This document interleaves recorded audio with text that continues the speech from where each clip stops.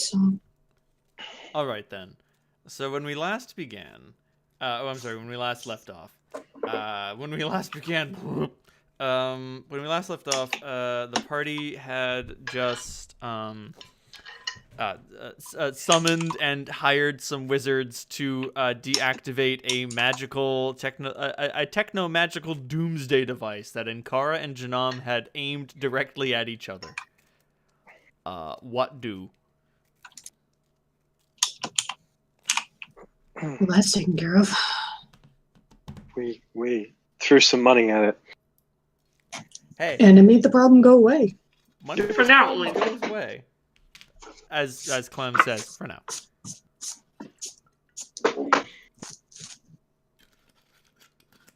What was it the nice lady with the skull staff said? That they wouldn't have. Oh, that was a time? staff. I thought that was her head. Oh. No. It was on a stick.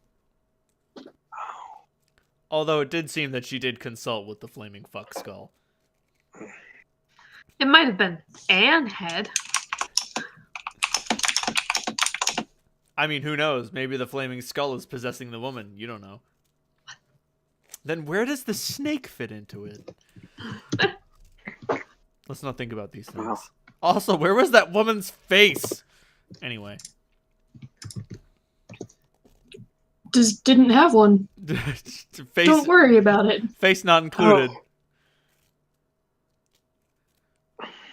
It's the time to donate to Wikipedia again. Okay.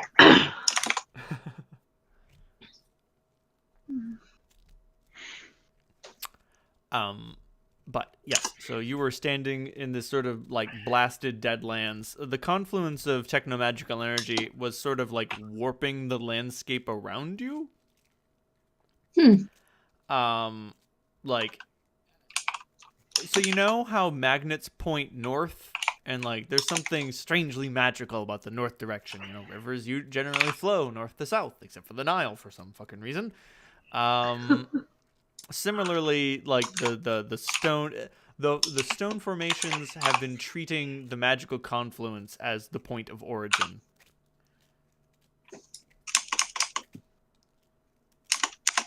As such, things are just sort of strangely angled to where it used to be. This feels very wrong. Oh, you damn right.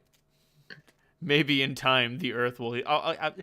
There's no maybe. In time the Earth will heal. In time.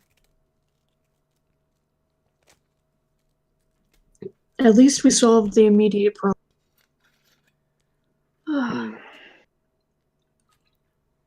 I guess the next question is there anything more we can do here? Well, we could try to negotiate between them, but that might take us some time. We have much more time than we did. I know. Frankly, at this point, I'm mainly worried about the poor fucks in between them. Those tribes, they're simply stuck. Something like this happens again, they're the ones who are going to suffer the most. That's true. Well, we can either. Well, let's think about what we will do if we don't go to Ankara and Jadam to talk to them about this. We either find out. Well, could you send a messenger to Vendrias? I mean, do you have any absolutely. other? It'd be good to know. Oh, fuck. Don't die, Solandra. My lungs aren't accustomed to this. All the fresh air, the wide open spaces. Yeah, fuck that. Yeah, if we could find out where she is on her project, that would be helpful. All right. Yeah, absolutely.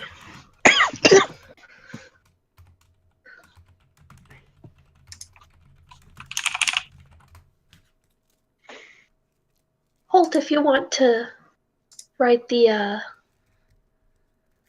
The letter to her, I can send it. I would love to.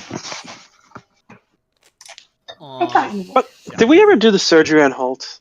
We did, right? No. Yes, surgery occurred. Wait, you did? We did? Fucking when?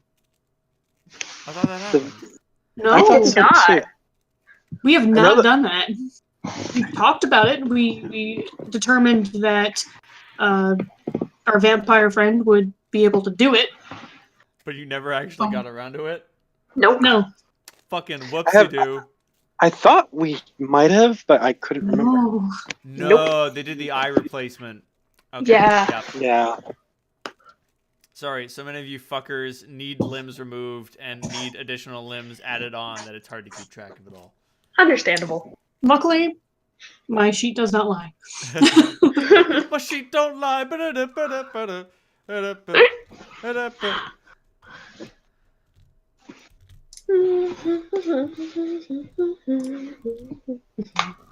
All right, what do we want this note to say?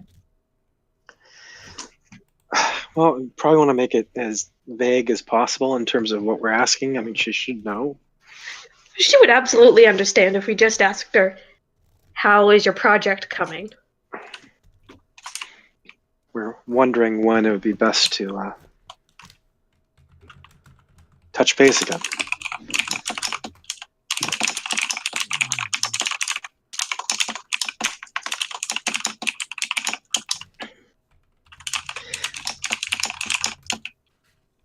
So we still don't have a better way of doing this, do we? Not really. I don't think. Someone correct me if I'm wrong. A better way to do this than send a animal messenger, you mean? Yeah. Mm, I mean, unless You you want can't to use scrying to teleport. communicate. Or teleport. Yeah, the problem with teleport is it seems like it can be detected. yeah, I can step through the trees, but Are there any trees near Grubbs Tower? I don't remember any. No. that's a good It's point. like just a bunch of fucking trash heaps. Yeah, you guys have a serious problem with that. Well, my dear, one of the projects for after this, if we live, fucking if we somehow live, reforestation of District 2. Absolutely. I mean, there's And no. 6. There's no. I think you are the girl for the job. There's no reforestation. It would be forestation. District 2 was never very well off. But District 6. District 6 did have, man, fuck,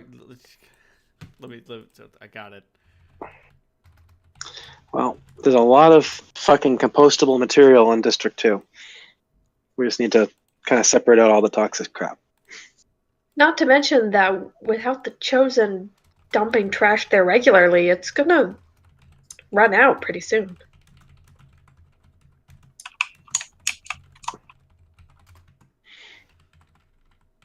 Yeah, the area where they literally drop their crap, not great.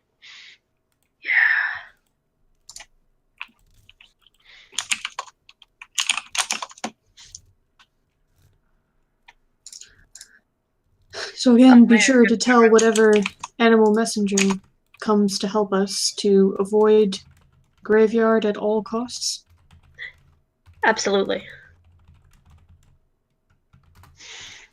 It's a long trip.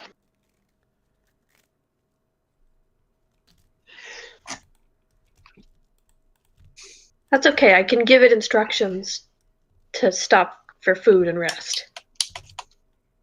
Clementine, did you remember to do that with the note that we sent to fellow Aaron? Yeah, I think so. But did you, though? Don't worry, it was assumed. I'm second guessing it now. But it's like, I thought I did.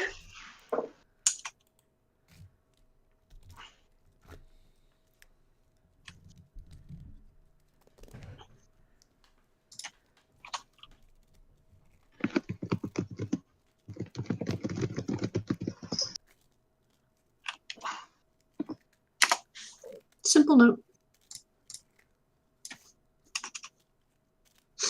Very well then. You'll receive a response in a series of days. All right, so our other options besides that are go see if we can at least make the encourage and arm thing better, or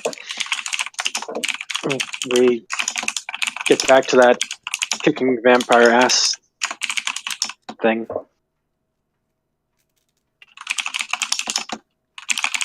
Or we could kick some Ankarian and Janamian ass.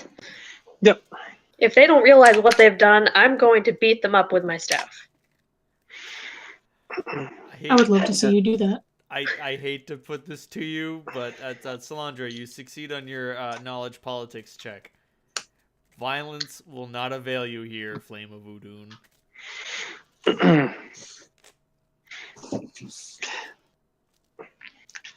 So, shocking displays of power might help in order to sort of establish ground rules for diplomacy, but actual killing people, probably not.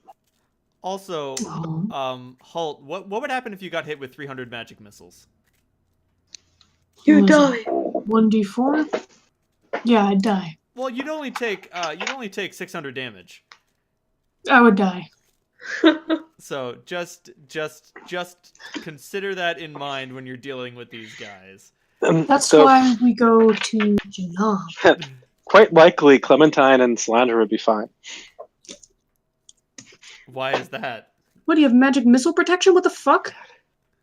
No, just because we have spell resistance 20, which is usually useless. Oh, snap! Fair enough. Spell resistance But 20. Finally but coming in against handy. against those magic missiles, it would probably be pretty good.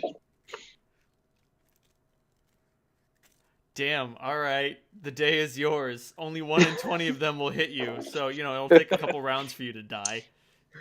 True. Oh man, did I ever tell you about the party of 3 that tried to interrupt Magic University's graduation party? You did. Yes, I love that story. It did not go well for them. No, really it did not. didn't. Anyway, This is where Storm of Vengeance comes in handy. oh fuck yeah! Hello, natural disaster. Yep. The magic missiles don't have that much range. Mm-mm. And you can't cast what you can't see. Because Storm of Vengeance has a fucking stupid range. When I say stupid, Yeah. I don't mean like, oh, it's so dumb and unbalanced. I mean, no, it is very large. It is appropriate. Oh, you can cast it from 1,200 feet away, and it creates a 360-foot radius storm cloud. Not diameter, radius. Killing thousands. Jesus. Yeah, if you add natural disaster, an earthquake gets mixed into it too. Like, the acid and hailstones will deal 66 points of damage. Your average commoner will simply die. So will your average wizard.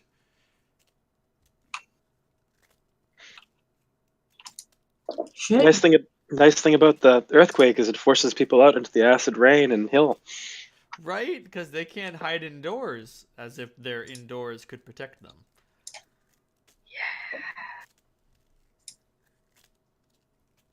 And let's not speak of what the violent rain does to, just parchments and general infrastructure. The Solandra is not going to take that one though. It's great, but just sadly not very economic. It's also really great if your goal is to be a mass murderer of innocent people. Right. So I mean, it's like, not so useful for fighting off hordes of demons. you could cast Storm of Vengeance on the graveyard, and I mean, some skeletons would die.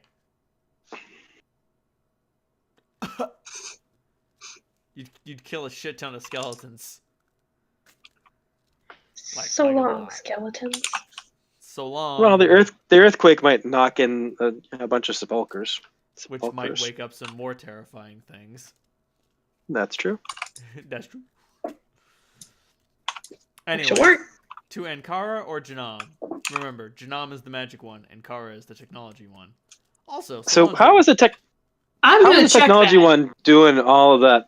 I mean, essentially, what was the technology one doing to generate their side of this debacle? I don't know. Maybe you should see. About to say, did I get that wrong, Holt? Did I get that wrong, Cap? You did. Did I do it? Did I did the thing? Oh, let me scroll down through my stupid notes. Oh my goodness. Where's the section? Scroll too far. Because I hate to change it because I'm certain I've changed it before, but I think I will change it again. Because I definitely Janam's the robots and Ankara's the wizards. that is clearly incorrect. But it is part of their culture that they swap names randomly several times during the year. I am going to fucking beat you up. I'm sorry. I finally got it down. Whoopsie doopsie. Okay. This is what you told me. Okay. You get one chance to change it. This is it. Here's the thing. They're in the right locations. Janam is located in the east and Ankara is located in the west, but Janam is supposed to be wizards and Ankara is supposed to be robots. I know. I'm gonna sound clip it. Do it. Sound clip it. I'm not going to But change it Ankara again. sounds vaguely abracadabra, so it should be wizards. Doesn't it? But it's more complex, which makes it more robots. You're saying that robots are more complex than the magic? These robots are. All right. I've changed my notes. Thank you, Kat. I'm not changing them again. I love you. No, you don't. Pin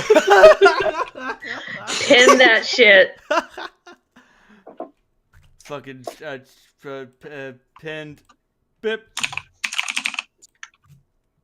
Oh, wait, did you post a new thing that says Janam? Oh, there it is. Fucking pinned, baby. Oh, yeah, pin it. Thank you. What's my other pinned shit? The consortium currency and the crew. Oh, in the Psalm book. Anyway. I'm a little fucking curious, to tell you the truth, about how Ankara pulled off their side of that. Well, you've been to Ankara before, so you could teleport there with ease. Mm. And I can more easily ruin everything in their city. Alternatively, it might be more easy for them to resist you. We're dealing with Shadowrun rules here. Magic and technology do not get along. Or more accurately, Druidicism and technology do not get along. Just because you are enemies does not mean you have the advantage. Oh. That's pretty harsh. I hate to rain on your parade, Clem, because you're like, I'm going to invoke the Avatar of No-Go and ruin everything. I think she was thinking of transforming all the metal to wood. Yep. So that was her. Yeah, It's that is a nice hole card. It's not the worst idea. But trust me, there will be #complications.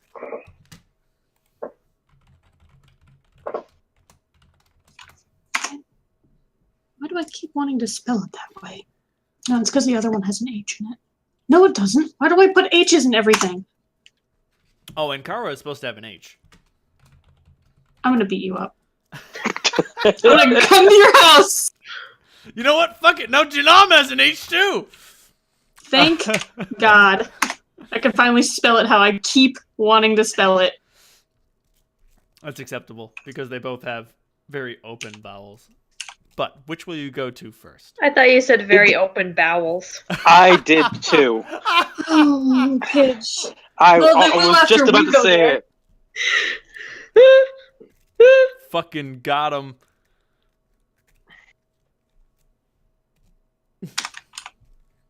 Sorry, there's a cat on my That's bed. the That's trying to Boston pretend pronunciation of Janam. that's Janam. Janam.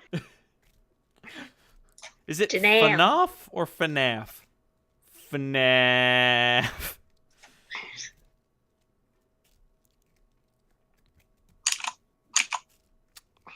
Anyway, To Janam. to Janam. I lied. Fuck! I got I'm it wrong sorry. again! Don't let me sorry. talk. I ruined it for you. You're good. 2. Ankara is the place we've been to before. You want to teleport there?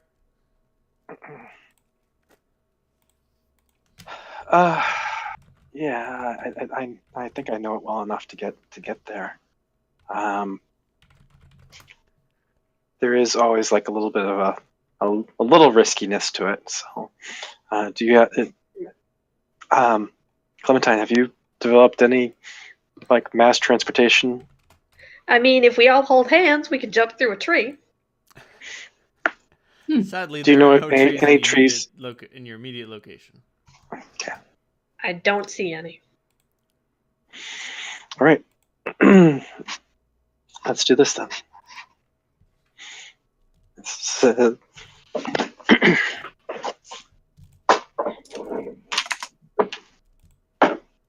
okay, what's the roll I need to do there? It's a D100. It'd be very embarrassing if I killed the entire party. You wouldn't kill them. You would just end up someplace else, very similar to where you wanted to go. You are very familiar with it, so you will only roll some sort of bizarre failure on a 98, 99, or 100. Okay. Percentile dice.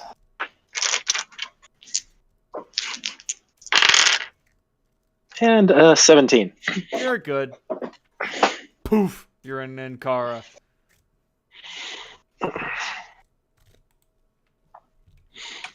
Hey. It's been a while since we were last here. Hey, Clem. Mm, You know Gaia? yeah. What Gaia? Oh. You may not restore your spell slots while you're in Ankara. I hate this place. Any spell slots you have brought in with you remain, but if you like cast a Cure Light Wounds, that shit's gone until you leave. I hate this place. Now, that being said, could she bring Gaia there? I mean, there are some spells that essentially create fecund growth. Would that open a hole? I'm gonna say no. Because I'm a bad man. Ugh.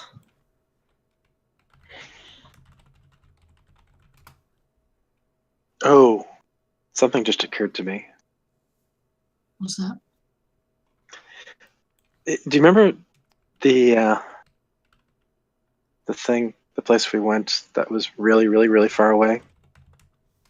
And the thing that they told us that we could do? No. Mm-mm.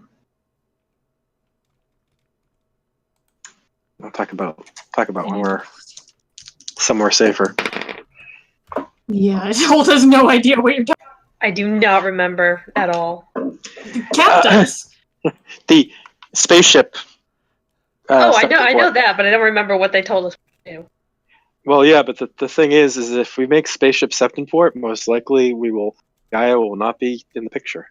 Gaia will still be in the picture. Oh, okay. Where there is life, Gaia travels. So there's no life in Janam.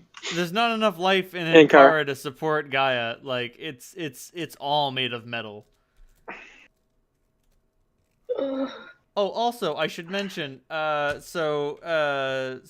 you were wondering, what's causing the magical disturbance? Oh, probably that.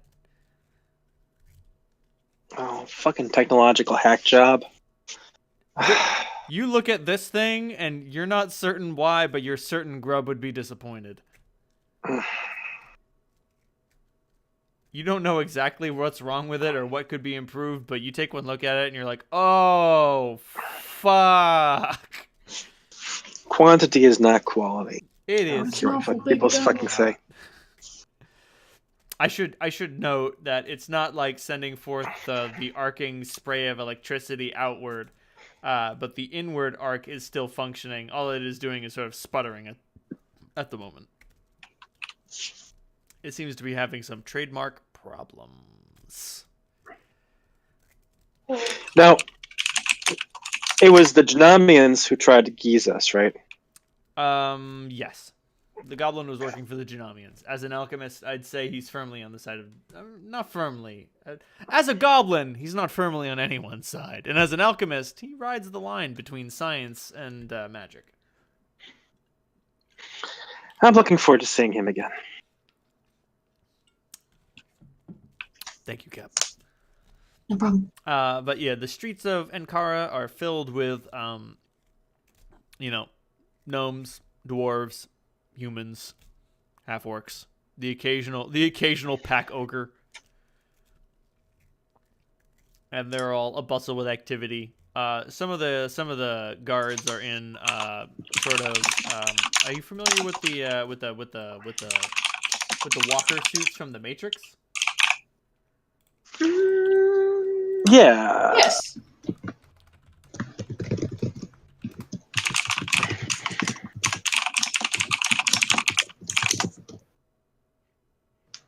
Here we go. Without the guns, obviously.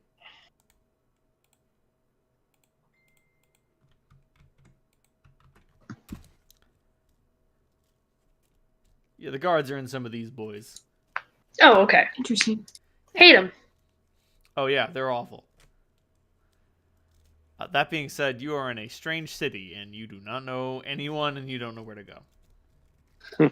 Last I checked, the last time you came here in grub ship, right? And you got help from some dwarven local lord lady? Yeah. Yes. Yeah, she was very nice to us. She gave us our best equipment to that point, actually, as a gift. I don't remember why she gave them to you. Oh, right, you guys were like, we're going to save the world. And she was like, well, I believe you. You have an honest face. Yeah, pretty much. Back when Holt was the face of the party?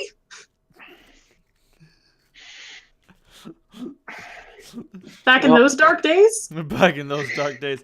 Communication amongst the party breaks down as Holt suddenly just says, was I the face of the party? And everyone says, nah. Yeah. No. Well, you The ongoing discussion goes on for 16 hours. No, I'm kidding. But it's not really a discussion. It's just all of the characters saying, well, yeah. No. I mean, Oh, fuck yeah. Awesome. Okay, do you have her name? I do. And I rolled a 19, so that's an 18 to remember it. May I remember it, Mr. DM, sir? What would you like to remember? The family name of the dwarf who helped us. Absolutely. I wrote down. It was Leadthane. I mean, it wasn't, but it can be. No, it's whatever name you had. Tell me to shut my mouth. Merbeth. Welcome to the Merbeths. That's the only name I remember from this city. Let's. I don't remember where it is.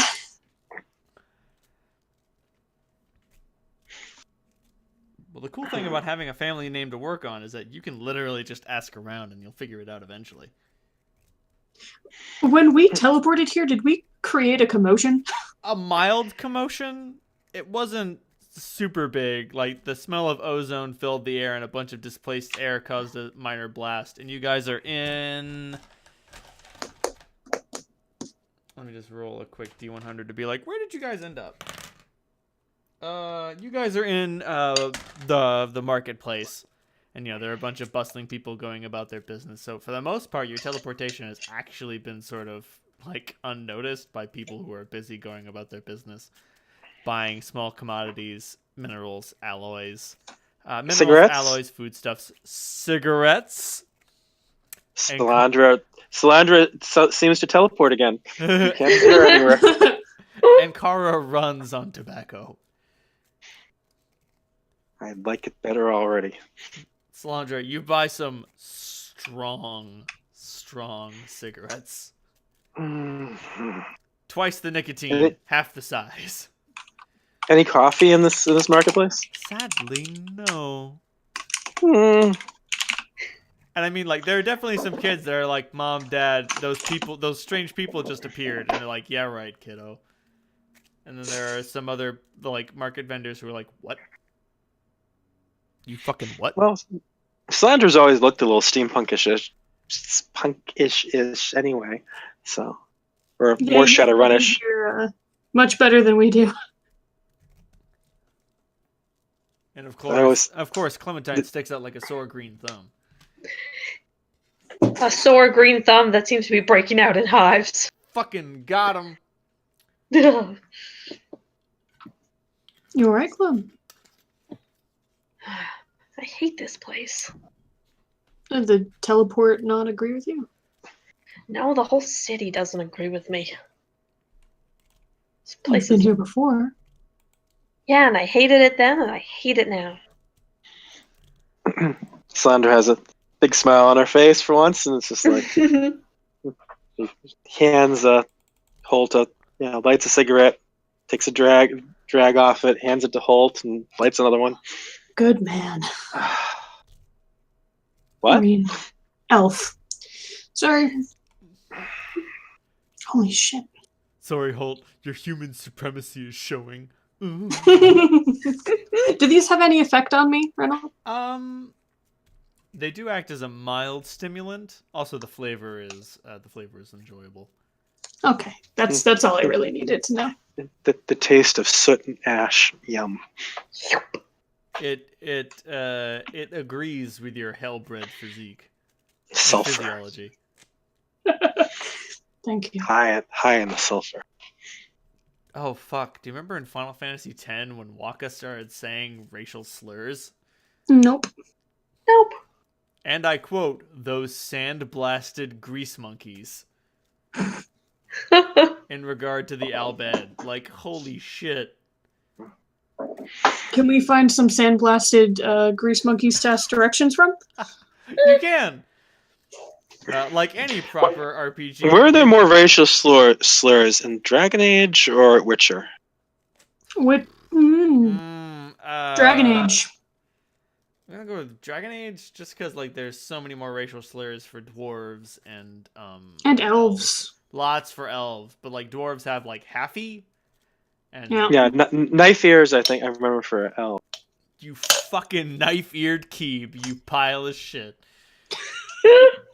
Careful, you're gonna get your video taken down. I know. I'm sorry, but I just love that Shadowrun uses Keeb as a racial slur towards elves. Keeb as in Keebler elf. Keebler, yeah. elf. No. Oh my god, it's so bad. Oh, can we please get an elf in our party? You fucking Keeb. No, Anyway. unfortunately, it seems like most of the people in the Shadowrun game are being humans. That essence point is just too good to pass up. I'm not being a human. I'm Fuck sorry, you. Not essence. I mean, Edge. Edge. Have you ever played a character with 8 Edge? No. It's a hell of a drug. There's nothing like making a roll you have no skill points in, spending Edge, and rolling 8 extra dice with rule of 6. Someone's like, I roll a strength and unarmed roll. I don't have that. I'm going to spend Edge, so I'm going to roll 10 dice with rule of 6 on it. Oh, fuck. I got 5 successes to punch this motherfucker in the face. It's the best punch of your life. Don't waste it. But here's the thing. I have 8 Edge. I can do that 7 more times. And how does it renew?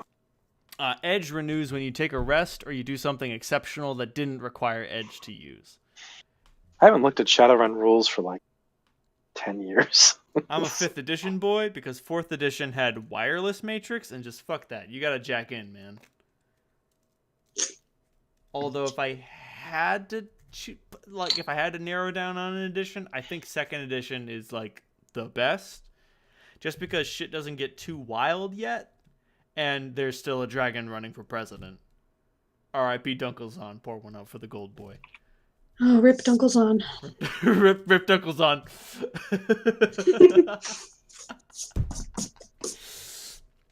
Anyway, everybody make a charisma check or some sort of charisma-based skill to sort of like figure out where the Murbiths live. If you want to find the Murbiths, you could alternatively go find someone else. Storm Parliament. I mean, that's the only lead behind. I'll be diplomatic and try to figure it out. Diplomacy is effective. Oh, let's try to diplomacy this. Intimidate, far less so. Oh, but my intimidate skill is so good. Diplomacy. I got a 13 on diplomacy.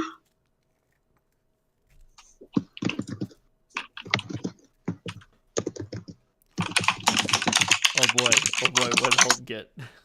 I got a 21! Nice! Awesome! Alright, so Solandra, you roll a 43 on diplomacy. And you're just like, excuse me, sir, madam, or non-binary person. Can you lead me to the Merbeth residence? And some guard in a giant mech suit looks at you and says, you look important. Yes, I can. Thanks. Fuck. Need to get slander out of my...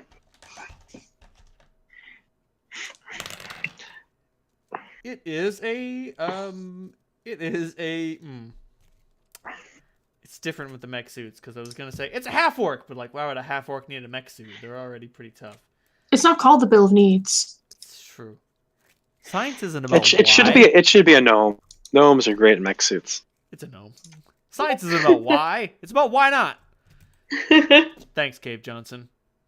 R.I.P. Cave Classic. Johnson. Although, we do have all of the alternate universe Cave Johnsons, so we got that going for us. We also have the evil alternate universe Cave Johnson, so we got that going against us. In any event, you find the Merbeth residence and all of its machine glory.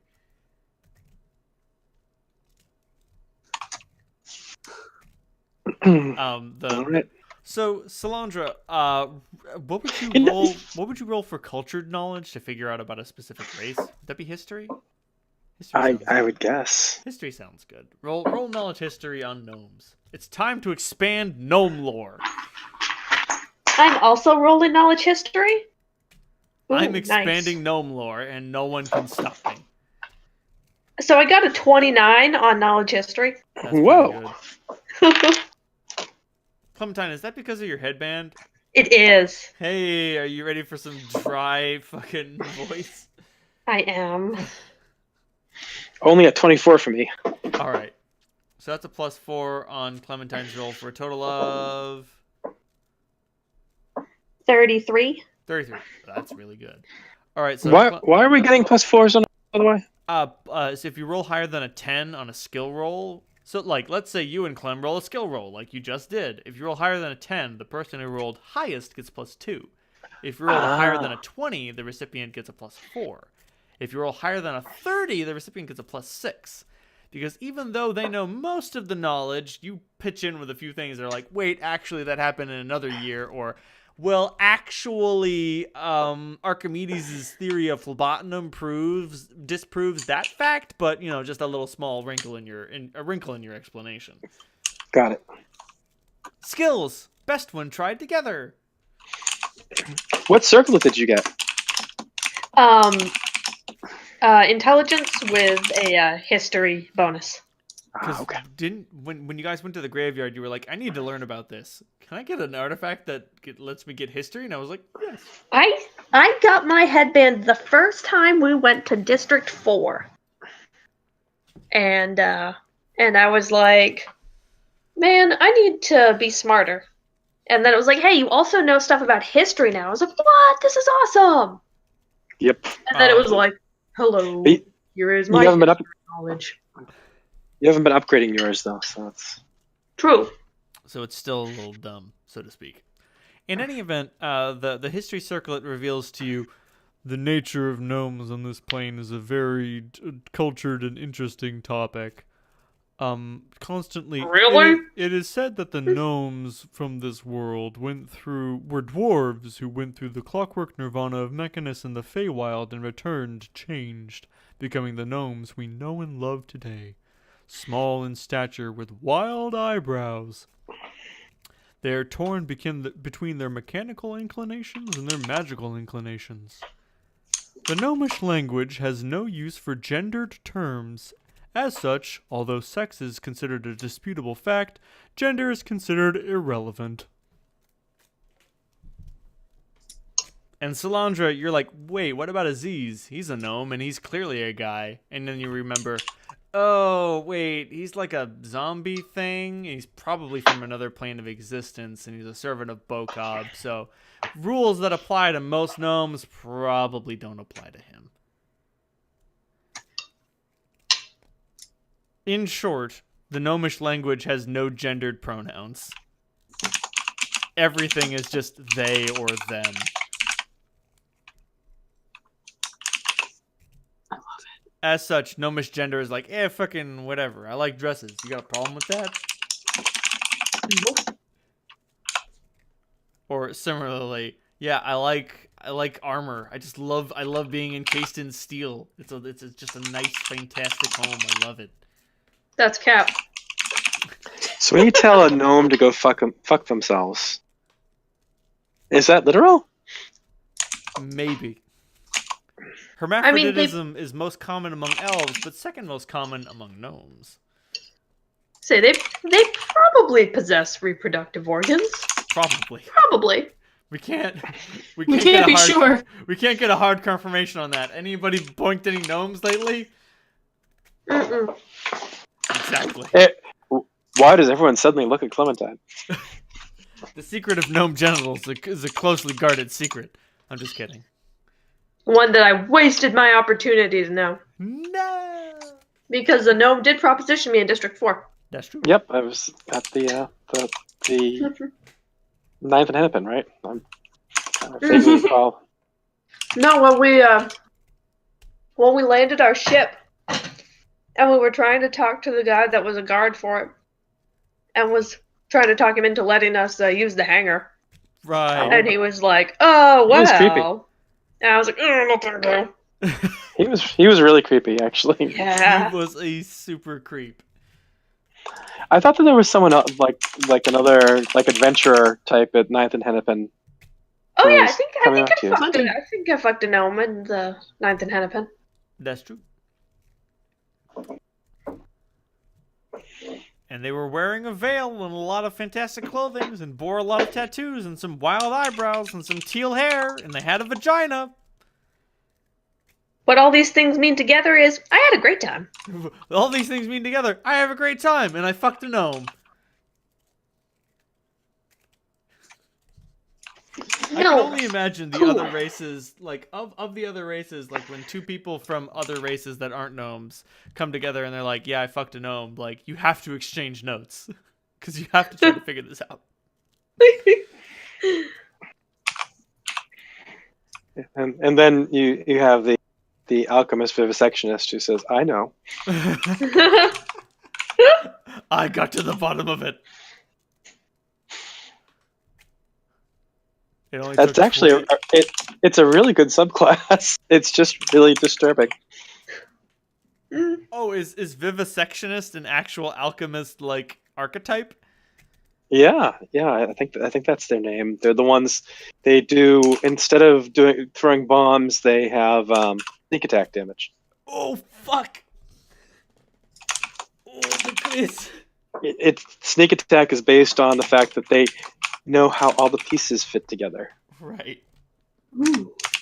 In a way that rogues do. They're like, no. Sit down, kid. I really know how this works. Man, did I tell you guys about the GM that was having a problem with alchemists? No. No.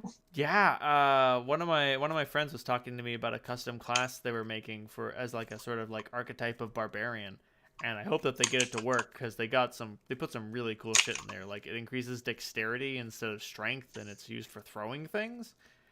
And like one of the abilities, it's like a sort of huntress sort of thing. And like one of the abilities they get to replace uncanny dodge is that they are allowed to act normally during a surprise round. Like instead of uncanny dodge, they just get to roll initiative during a surprise round and be like, "Get down!" and shit like that. And I was like, "That's super fucking cool." I like that. But apparently their GM had a bad time with alchemists because alchemists throw bombs, and I was like, a bomb only has an armor class of 18, right? Shoot it.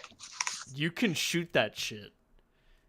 You can straight up like hold action, shoot bomb, and then that motherfucker will think twice about throwing bombs ever again.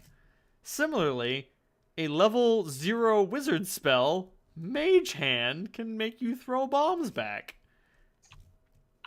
Or if you're a more powerful wizard and you feel like flexing your wizard muscles, you can conjure a force wall and they just throw the bomb at themselves. That's outstanding. Like there are a lot of ways to fuck over bombs. And then at that point you take your infusion, is that what it's called? No, your mutagen. That's it. Infusions are like potions. Anyway, you're at the Merbeth residence. I pasted the Vivisectionist onto memes. It's a fun read. I mean, I think it would be fun if I wanted to play a really horrible person. Ooh, nice. That would be entertaining. I like that. It's someone a Vivisectionist would essentially be Clementine's nightmare. Yeah, this sounds very scary, but it also sounds a lot like a character I play in our Saturday D&D game. Yeah, Torturous Transformation is like the Dr. Moreau thing. Oh. Oh. No, actually, yeah, at 9th level, upon blah, blah, blah, is awakener of baleful balm. Injects a target, not a plant, apart from a surgical procedure. You make anthropomorphic animal permanent on any creature by spending 7,500 gold pieces. Oh, fuck. Jesus. Oh my god. I promised not to kill you. Actually, I thought this was what the class of the vampire was. Oh wow, no. I just put points in rogue with major points in surgery. This sounds great, All right. but unfortunately they would be unable to use extracts or mutagens on themselves.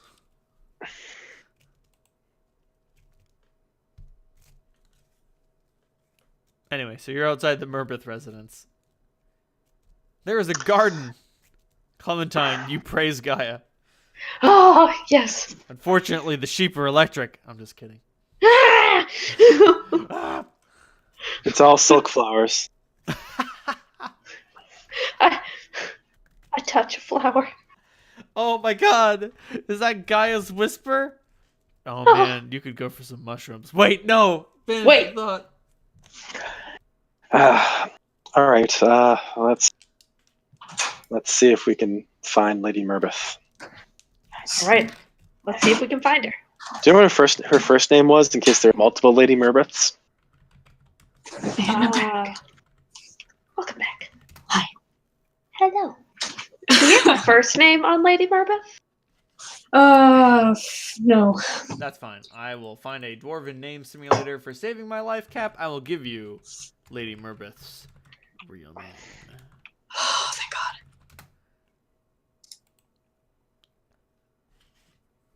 No, I'll write it down.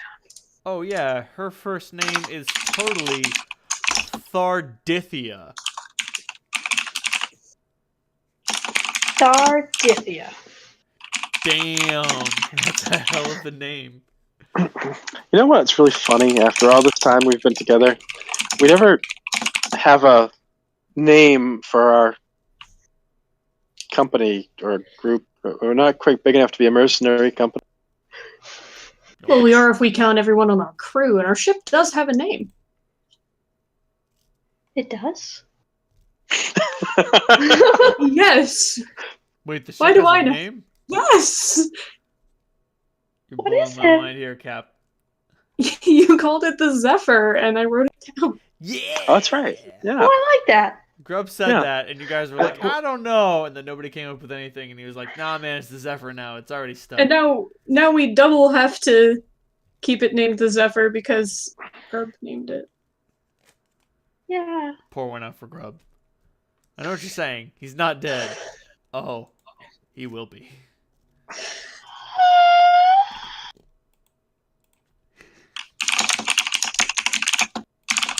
Oh boy, it's time for the Septemport finale. Everyone dies. So you knock on the door, and you are approached by... What do I suspect in this place? It's a elaborate mechanical door knocker or a doorbell or something. No, actually, it's just a regular door knocker. Okay. Sorry.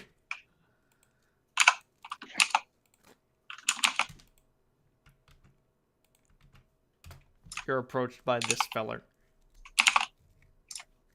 He's just like, Lord, ladies, can I help you this morning? We'd like an audience with Lady Merbeth. Can you make a diplomacy roll?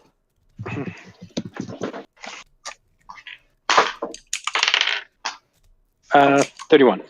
I'm helping with a 19. I'm betting you would. Follow me then. If you wish to announce us, she has met with us in the past.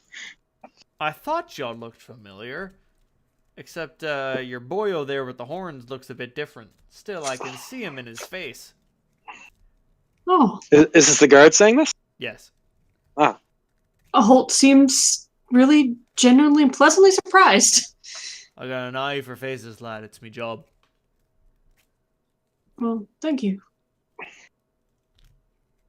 So you admit that you are yourself, eh, boy? What happened to you?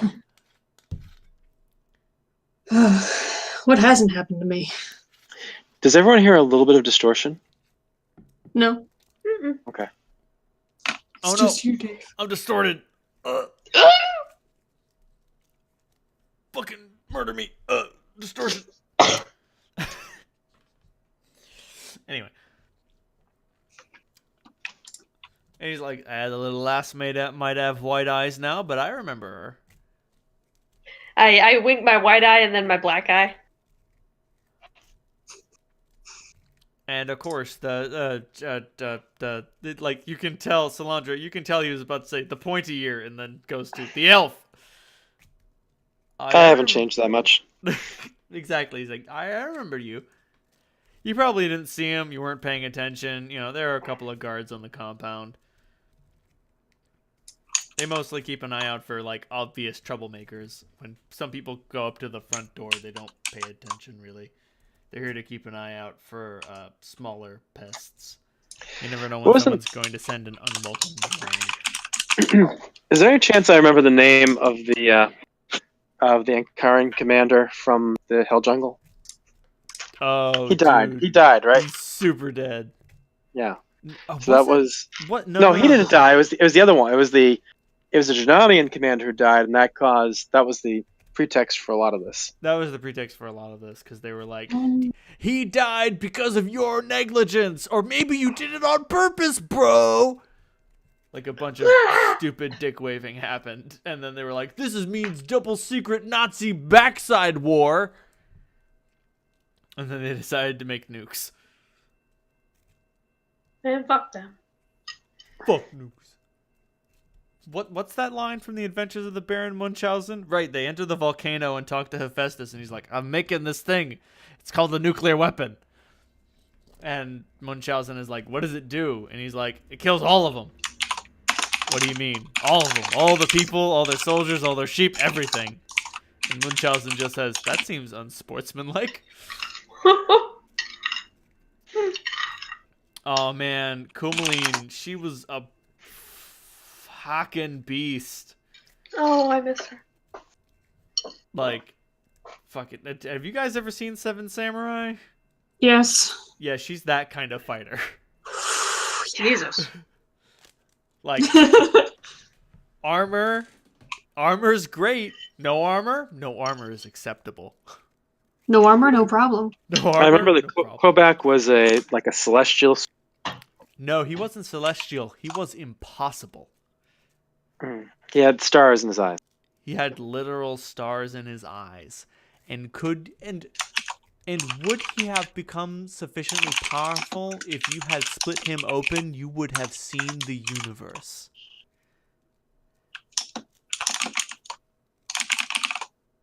Alas, Komaline survived, and Kobak did not.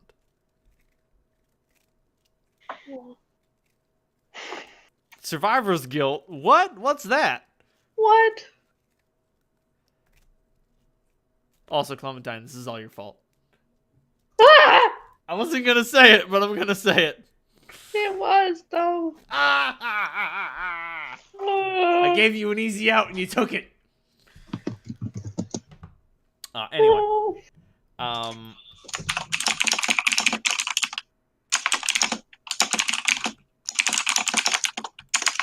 This dwarf leads you to another dwarf. Sans hammer, obviously. Exactly 4 months? Yeah, 120 days. Jesus Christ. Seems a lot longer. Do you remember 120 days ago when fucking a shit ton of people died? Yeah. Pour one out for Badu. Oh, Badu. Yeah. Poor Badu. We will never stop pouring ones out for him. Between the people who died in the Hell Jungle and the people who died in Armstrong, and then the Chosen, the Chosen city that got pretty much wiped out. How many fucking people have died in the past 4 months? Jesus, now that you In, mention it, in our immediate vicinity. Forget about the rest everywhere else. I mean, our Under- immediate vicinity, we're talking about a couple 100,000 people, right? It's under 500,000. That's true.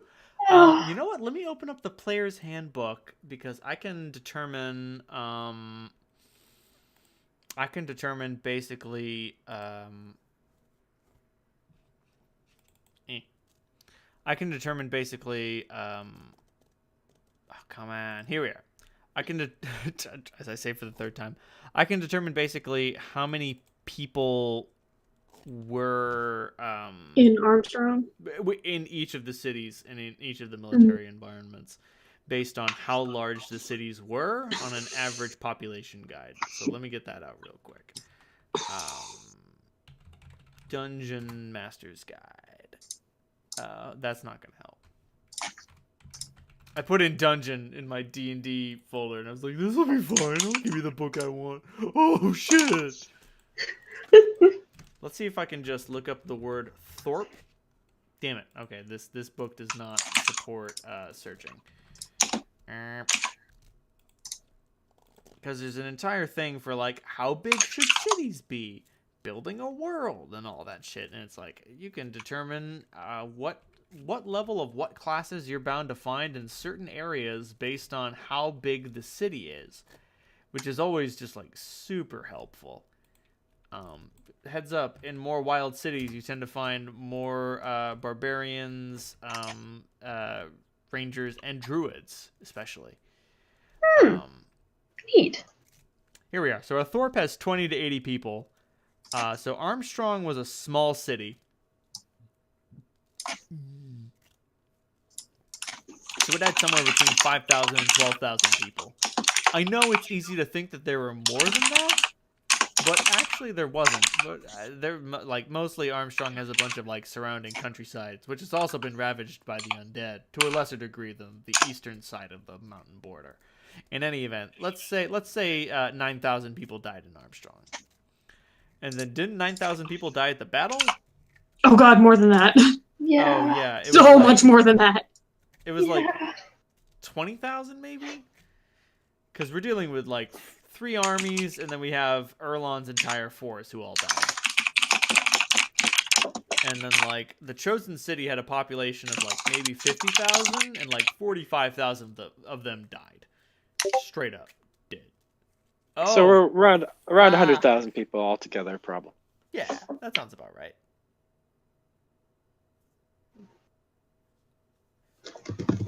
Poor You have that number? Yes! Cap has all 40. the notes. He is our 40. chronicler. They We lost didn't. 43,000. No, No, they those didn't. aren't losses. Those are Those the were- full forces. Right. Oh, You okay. lost like 70% of them. Less from paladins and clerics and more from mutants, mages, and fighters. Because for whatever reason, the paladins and clerics rolled abysmally in their cure disease rolls. Fucking whoopsie dipsy. We'll chalk it up to morale. Chalk it up to morale. Morale was pretty low. Like, Yeah. have you ever spent 12 hours just murdering people who were too tightly enclosed to fight back? Now I have. Like, even if they're like murdering monsters, like, you will still feel that. Even if you don't feel bad, you will feel it. Anyway, so yeah, like 100,000 people have died in your immediate vicinity since you started your journey. And here's Lady Merbeth. And, you know, the guard and her exchange some words in Dwarvish. They're basically some greetings and like, oh, hey, these are the guys that you helped out a while back. And she's like, oh, shit, I barely recognize them. Lady Merbeth. pleasure to see you again, but the circumstances are not the best. Remember, my companions and I, Salandra Batalis. This is what's Holt's last name? Nikolai is his Holt. last name. Nikolai Holt. Yeah. Oh boy. Don't worry, that stopped me for a second. I was like, wait, shit, what is Holt's last name?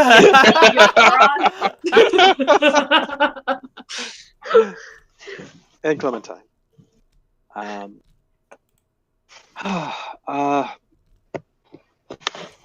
You were a great help to us, and we also received a great deal of help from your city in the Battle in Hell Jungle, and that was deeply appreciated.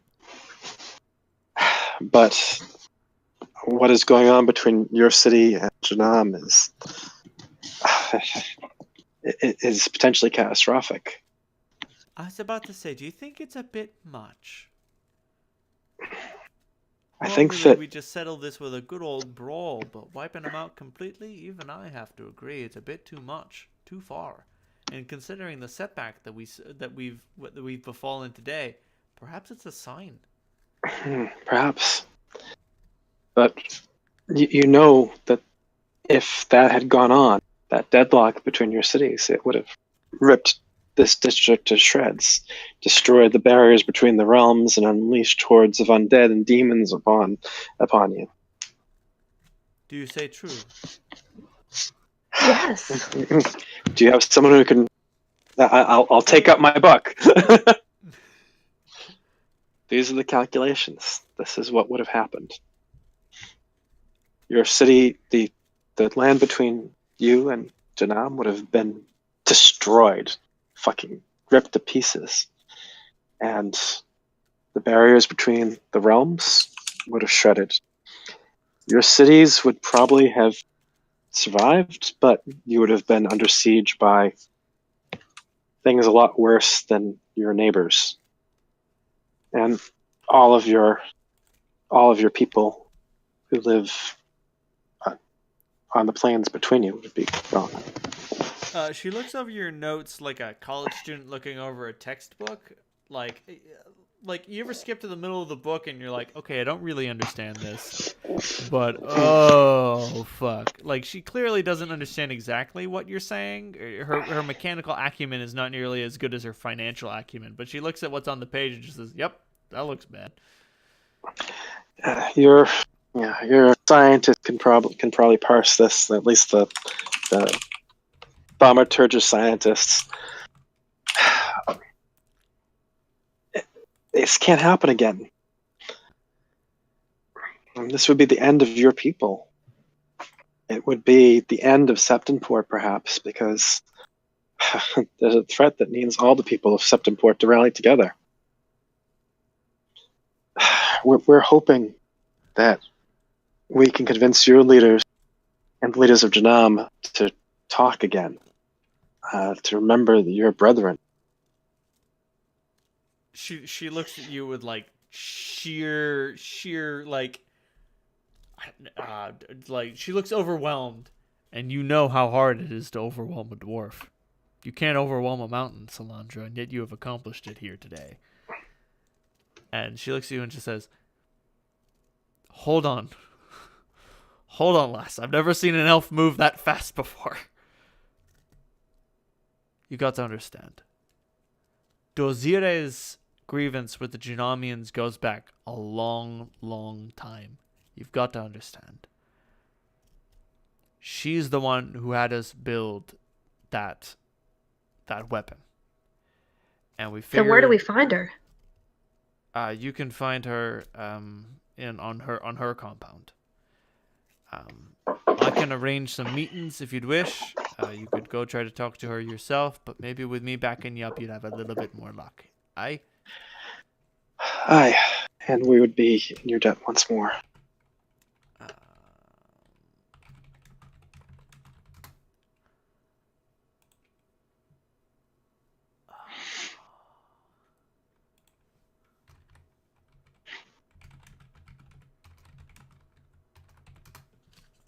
All right. Salandra's keeping all of her, well, at least most of her swearing. fucking Kira.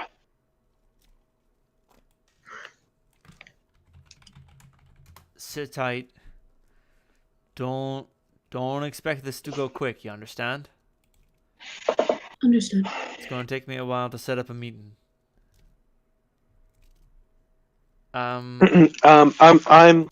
just because I'm an asshole. I am going to sense motive and just make sure that she's being sincere. Okay. Oh, you're back. My die has been not rolling 18 for a while. Is it your purple die? Yeah, it's my purple die. Yeah, That purple die, though. I thought the purple die was broken. So for sense motive, that's a 37. The overall gist that you get is that she definitely understands the danger of what occurred. Like, she can't deny that. Dwarves are great at denying, but you have provided some Evidence. some satisfying proof from someone that she trusts. Like, was oh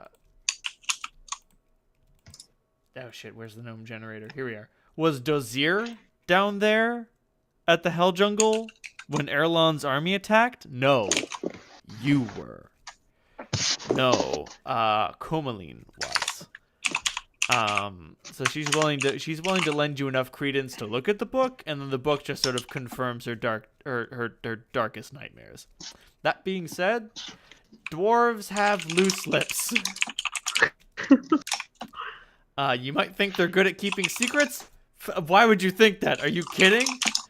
She's going to get into her cups. She's going to tell a guard, and that guard's going to get into his cups, and he's going to tell someone that you guys are trying to stop the war. This is inevitable.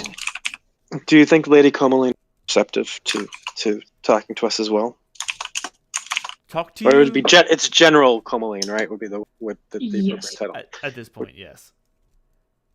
And Lady Merbeth says she'll talk to you, but I don't know if she'll listen. If you catch my drift. No, she's a stubborn one. She sort of like wrinkles her nose and says, "She's a dwarf. What you think?"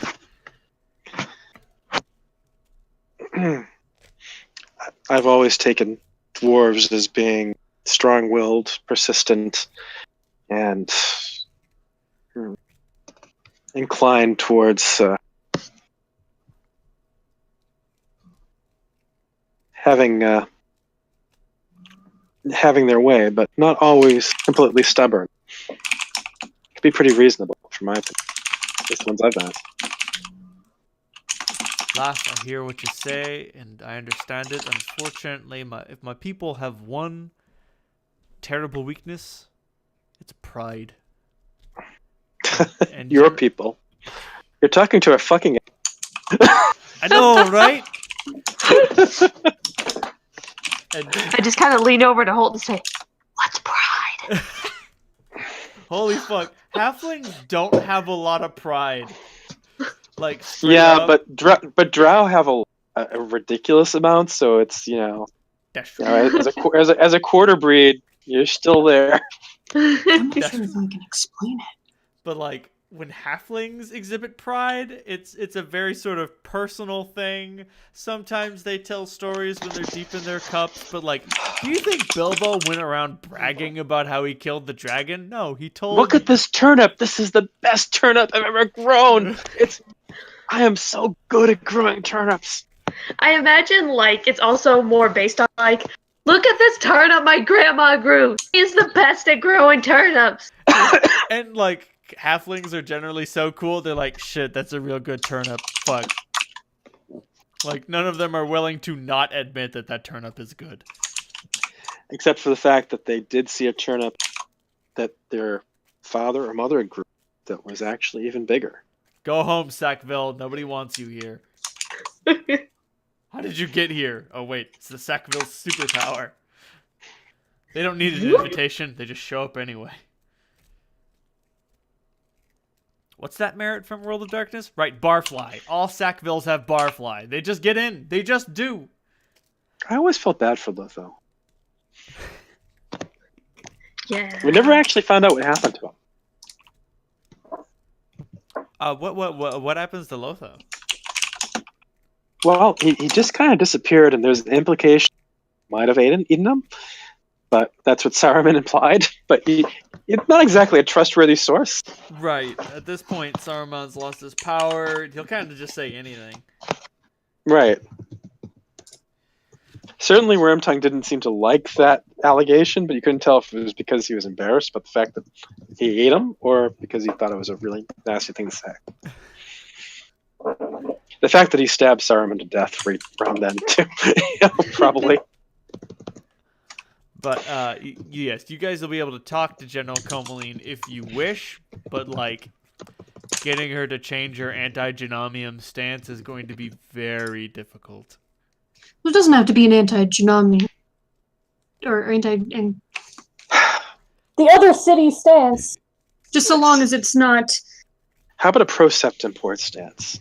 What about an There you go. anti-genocide That's- stance? That is the only stance I think that matters now. We're part of a bigger world, a bigger multiverse, where there are forces that are coming for Septemport, not for Ankara, not for Janam, Septemport. And if we don't all work together, we're all fucked together. And not in the good way. All right. I'm going to use the bathroom real quick. You guys talk amongst yourselves. I will also do this. Yeah. Seems like a good idea.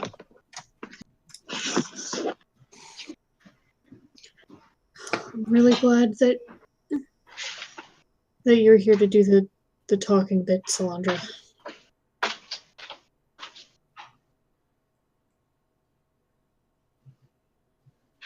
Because I can't.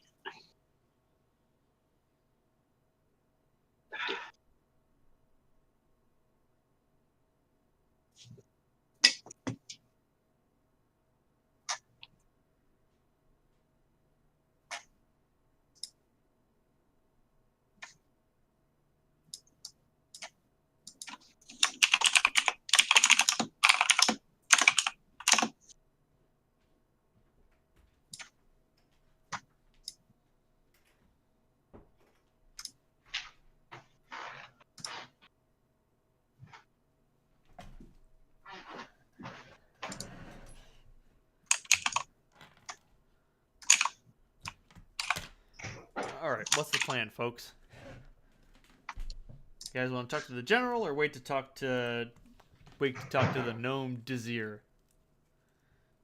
I think that we should wait to talk to the gnome. But if we have a chance to speak to each other for a minute, I have a point that I think might be good to bring up. Ooh, I love good salient points.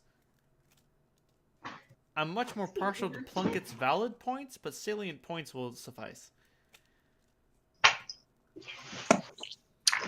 Nice. As quietly as I can to Salandra, at least, I would like to bring up the point that maybe we should consider taking out that weapon entirely while we're here.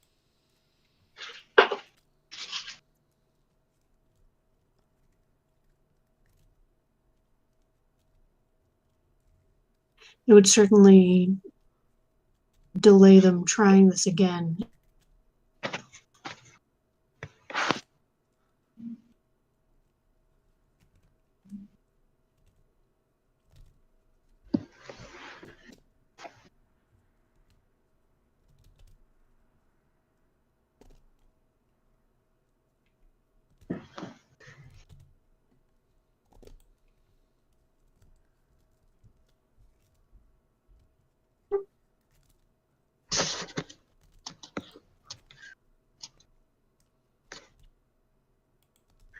Oh, come on, Discord, you fucking slut.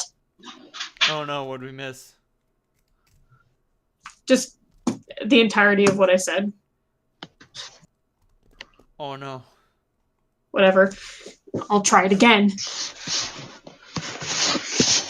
If we have a moment to speak while, Oh, you cut out again, babe.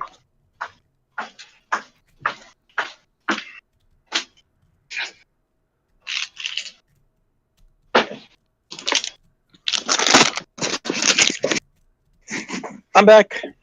Welcome back, Dave. Cap is beating his microphone into submission. it's a problem with Discord. You know something I haven't. I really like my new headset. It's just, I don't know why it's not working well with my laptop.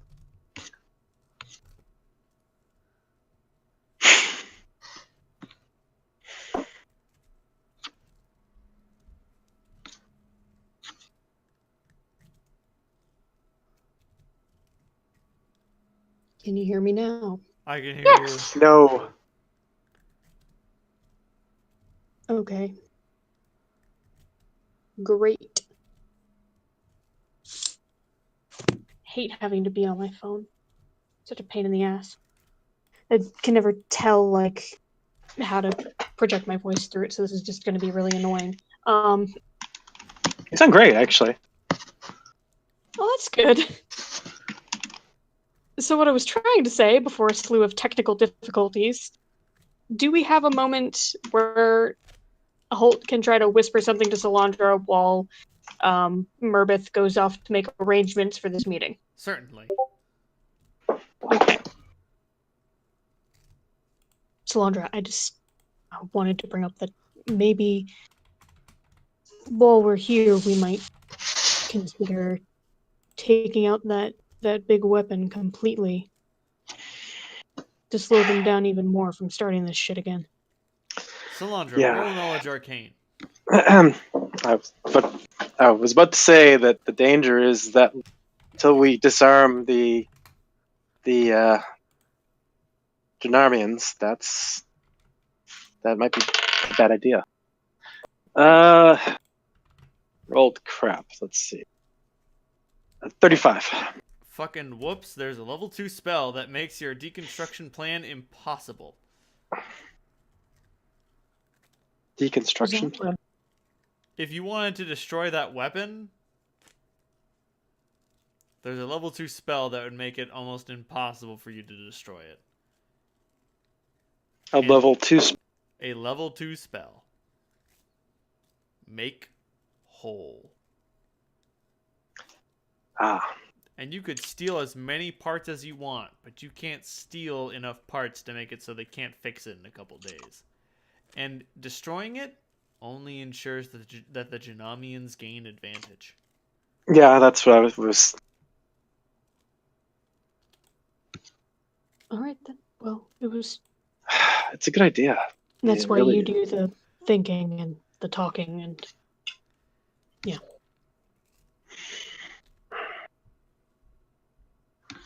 It was a really good idea, though. No. I'm sorry, Holt. I don't mean to shit over all your ideas. All of them are bad, so they deserve it. Ouch. No, the idea itself isn't bad. It's just the execution that's the problem. If We you have to disarm them at both at the same time. And frankly, as much as I think this weapon is a fucking idiotic design, we're gonna need weapons to fight against the Dragon Emperor. Probably not. Hopefully not this stuff, but we'll have to see. So we can't just disarm people who are going to be our allies. Okay. I mean, you could You're steal right. some vital components. But then you would be branded a traitor. Well, dude, diplomacy pretty much goes away at that point. Right. And I'm like, Hey, I'm not saying it's a valid idea, but you would probably need you'd need a master mechanist to tell you what parts are important. You don't have one of those guys on retainer, do you? Not anymore. Pretty much, Solandra's solution to it would be hitting it with a whole bunch of cosmic rays and acid. 40 Massive, points of catastrophic damage. So 40 points of acid damage. 40? There's a loading ready run joke where Oh.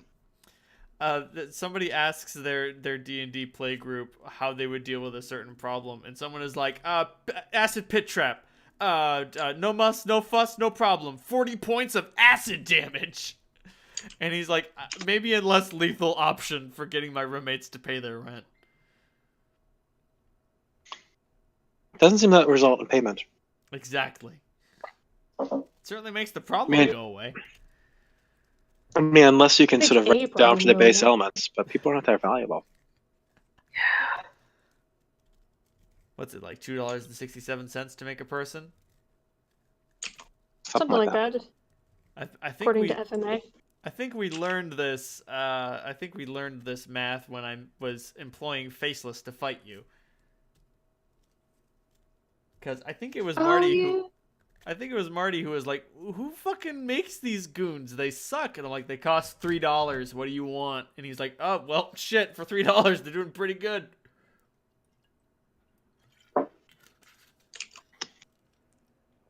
Anyway, do you guys chill out for a couple of days? Renal, have you read the Nightside books by Simon Green? I have not. Just curious. They Tell seem me kind of more. up your alley. It's essentially like the idea is there is a sort of shadow London where like magic, science, everything you can possibly imagine is there. And it's it's a lot like you'd like it, I think. It's way. I mean, like the roads of the night side are loaded with vehicles and things that look like vehicles that are sometimes predatory. And it's you can find your anything in the night side, any desire can be fulfilled there, but the price will often not be beneficial. Right. So look them up; they're fun. I mean, they're really fucking silly, overpowered. But Now that reminds me of a little short story by Stephen King that I heard about recently, From a Buick 8. When I say short story, it's only 300 pages long. Oh, that's super short for him. Exactly. yeah, he used to write short books. I mean, like Salem's Lot, Pet Cemetery. They weren't that long. Um, But then there was The Stand, and from that point on, My rule for Stephen King books is if I can't physically lift it in one hand, I read that one. That's why I haven't read it yet. But From a Buick 8 is about this state trooper's barracks that picks up a car at a gas pumping station in the 60s. And like the guy who's pumping the gas, so a guy pulls up in this car, or at least the operator thinks he pulls up in the car. He doesn't remember hearing it pull up, but I mean, he must have, right? And the guy gets out of the driver's seat and just says, "Oil's fine," and goes into the bathroom and never fucking appears again. He walks into the bathroom and out of our reality. So, unable to open up the gas cap and meaningfully pump gas into the car, he calls the cops. Because fuck it. That guy's gone. He needs to get this car towed. Call the cops. So he calls these guys, and they take it away, and the brand, make, and model of the vehicle is a Buick 8. But they come to realize it's not a car. It's simply a car-shaped object. Oh. The tires are made out of rubber, but there's no air in them. The windows aren't made of glass, they're made out of some other translucent material. The dashboard is actually made out of stone, not wood. And there's no way this thing can run. It doesn't have an engine. It has a series of mechanical bits of the same weight of an engine where the engine block should be. And any material damage inflicted on the vehicle erases itself in a matter of minutes. And then something climbs out of the trunk. And they beat it to death with a rake. And the thing about it is, none of the officers that destroyed the creature can agree on how many limbs it had. What? Some say 4, and some say 6, and some say 5. There's obviously... So you know how, like, if you're scrolling things around on certain programs, they'll have a snap-to-fit function? Mhm. There's obviously some snap-to-fit going on with these creatures. Because those that witness them cannot agree on their fundamental construction. And I mean, like, the ultimate moral of the story is there is no answer. What is this car? Why is it here? What are these creatures? Fuck, not your problem. Hit him with a rake. Shut up, idiot. Ooh. Sounds like Fallen London. But, so you've got 2 days to hang out in Ankara. What do you guys do? Not Sweat. impose on our host. We should find an inn nearby. There are lots of those. I am taking the opportunity to continue my research, finish spell scar.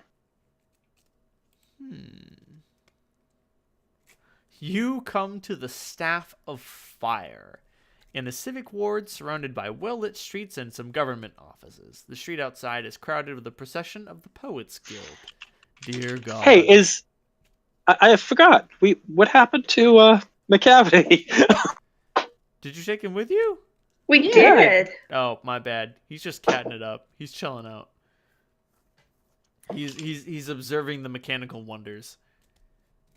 Dumbstruck and agog. Looking for stuff to steal. The problem is he doesn't know what's valuable here. I found a snow globe. Is it worth much? No. Shit. It was shiny though.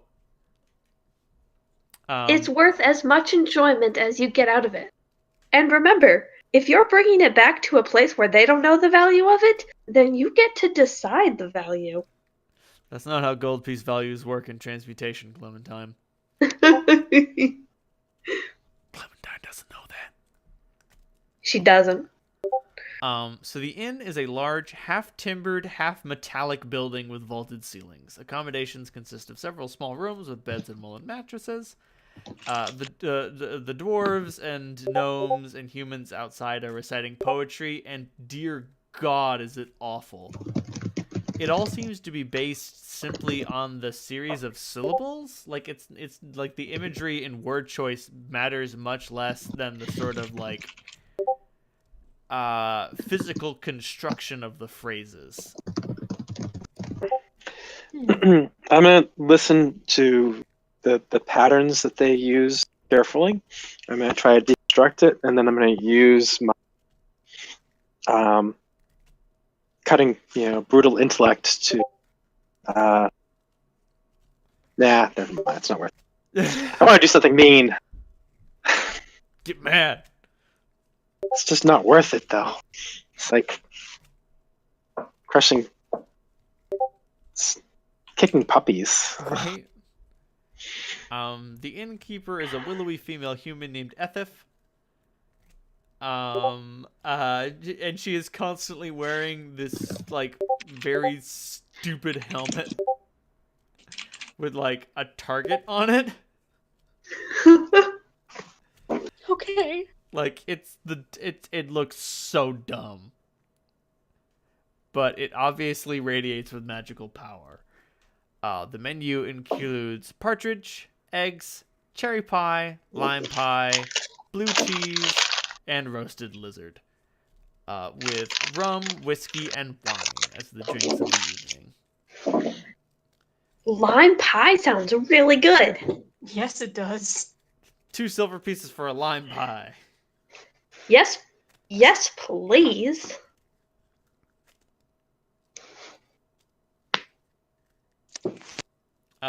The guests here are a female elf fighter with plate and a longsword. She is talking quietly with another elven aristocrat of some variety. You can tell because of the robes. Meanwhile, there is a halfling artificer here with long red hair and amber eyes. He wears sturdy clothing with an artificer's staff. He is asking if anybody wants to play a very strange board game. Yeah.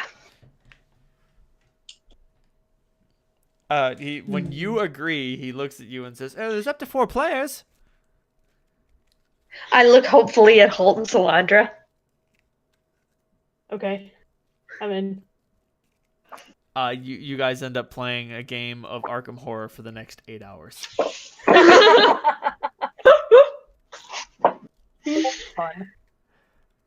It takes place in Arkham, except instead of like Tommy guns, you have like flamethrowers and other sort of like Enkaran weaponry, and you are fighting the forces of the night. Unfortunately, you narrowly lose to Haster on the 28th turn. Oh.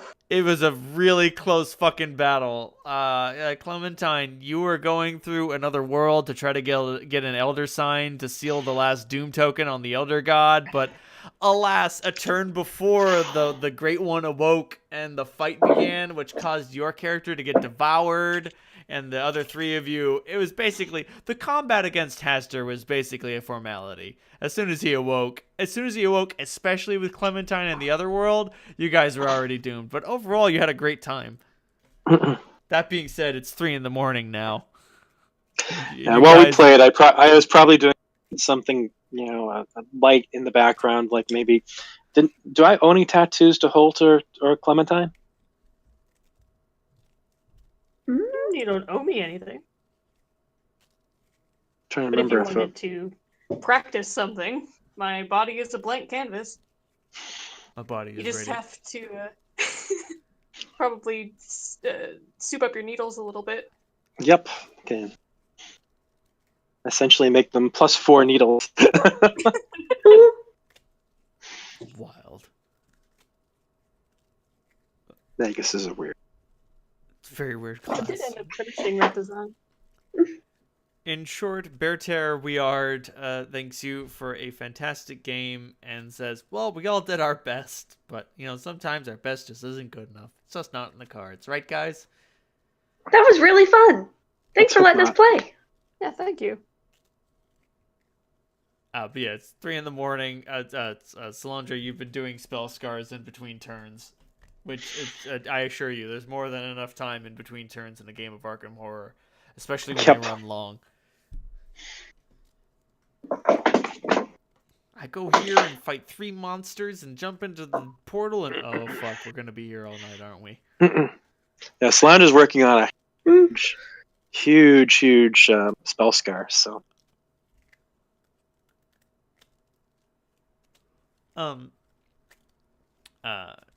But What up?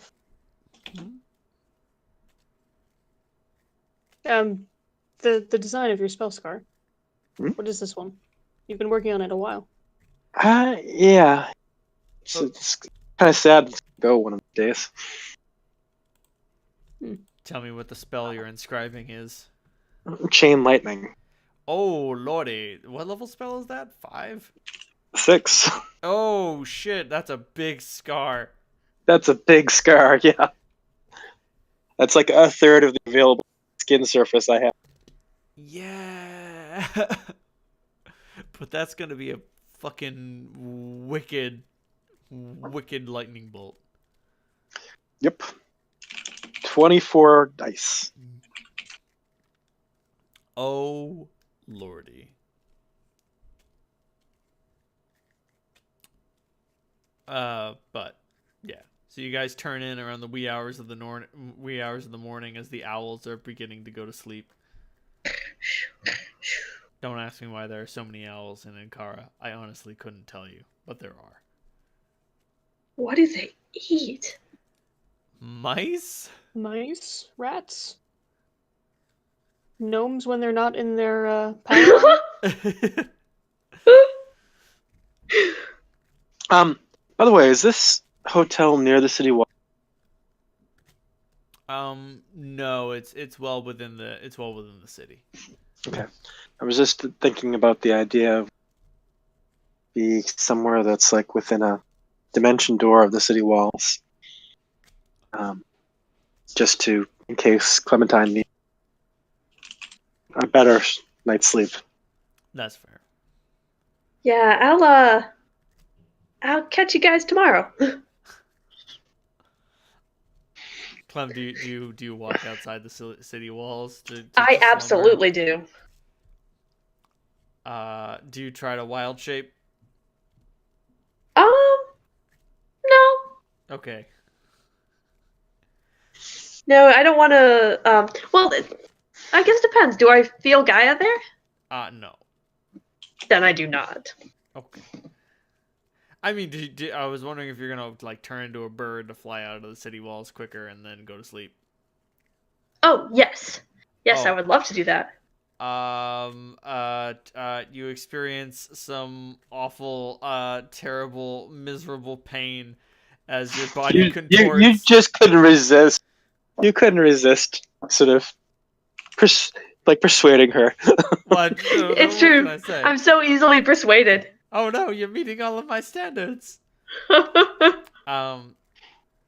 So yeah, so Clementine, so like turning into a bird means that, you know, your bones become hollow, you grow wings, you get little legs, and you get a beak, and like all of that happens, but instead of the seamless like, oh hey, I'm a bird now, it happens agonizingly slowly, and it is just the worst pain.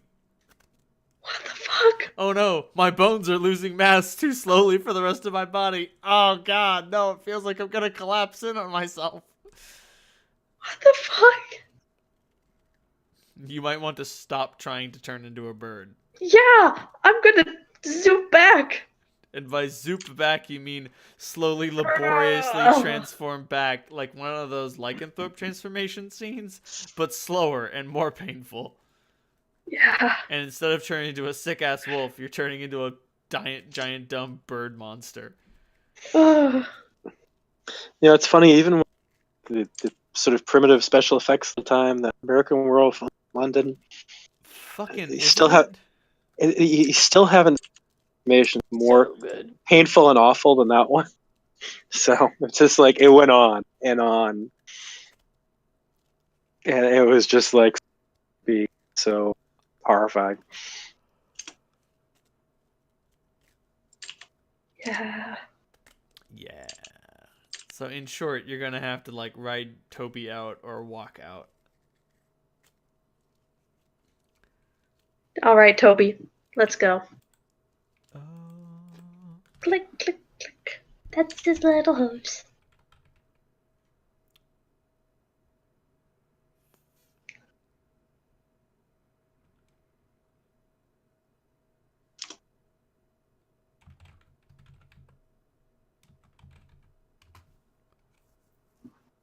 Oh, hey, that's pretty cool.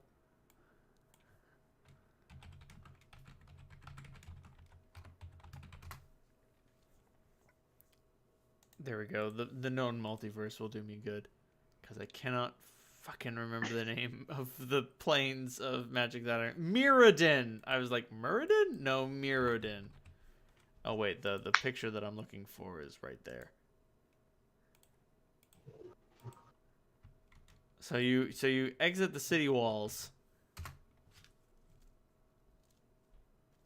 This does not help you. What the fuck is this shit? That doesn't stretch on for too far. Let's keep going, Toby. Please.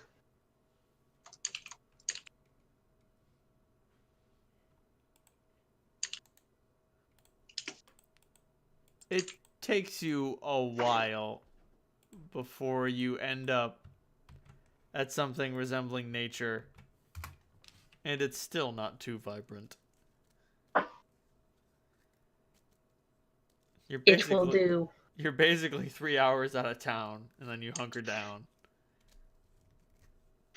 Should turn into an earthworm and just dig deep. I was gonna say, just kind of cozy down as a toad or something. Or a mole. Moles are cute. Yeah, mole is a great Those are idea. adorable. Dig, dig, dig, dig, dig. Moles are the best. Groundhogs are pretty adorable too. They are. Dig, dig, dig, dig, dig. You know the part in Atlantis: The Lost Empire Fake. where they're all going to sleep at night, and Mole just digs a big hole, and just like dirt flies everywhere, and then you just hear him from the depths of the earth go, hey, as he's all cozy in the dirt. Oh, what's that scene where they talk about the active volcano and explosives guy is working on something and he's like, "You mean I shouldn't do this right now?" Yeah. Or when they're looking at that amazing column, and then that same guy blows it up, and he's like, "Look, I made a bridge, and it only took me like what, 10 seconds? 11 tops." Oh, that guy's the best. Huh, I didn't know that moles are blind. Or don't have any eyes, at the least. I mean, if you spend your entire life digging, what the fuck do you need eyes for, am I right? That's exactly right. Although that reminds me... They have great vibratory. Right. Although it reminds me of a scene from Dominic Deegan's Seer for Hire. Oh yeah, I remember that comic.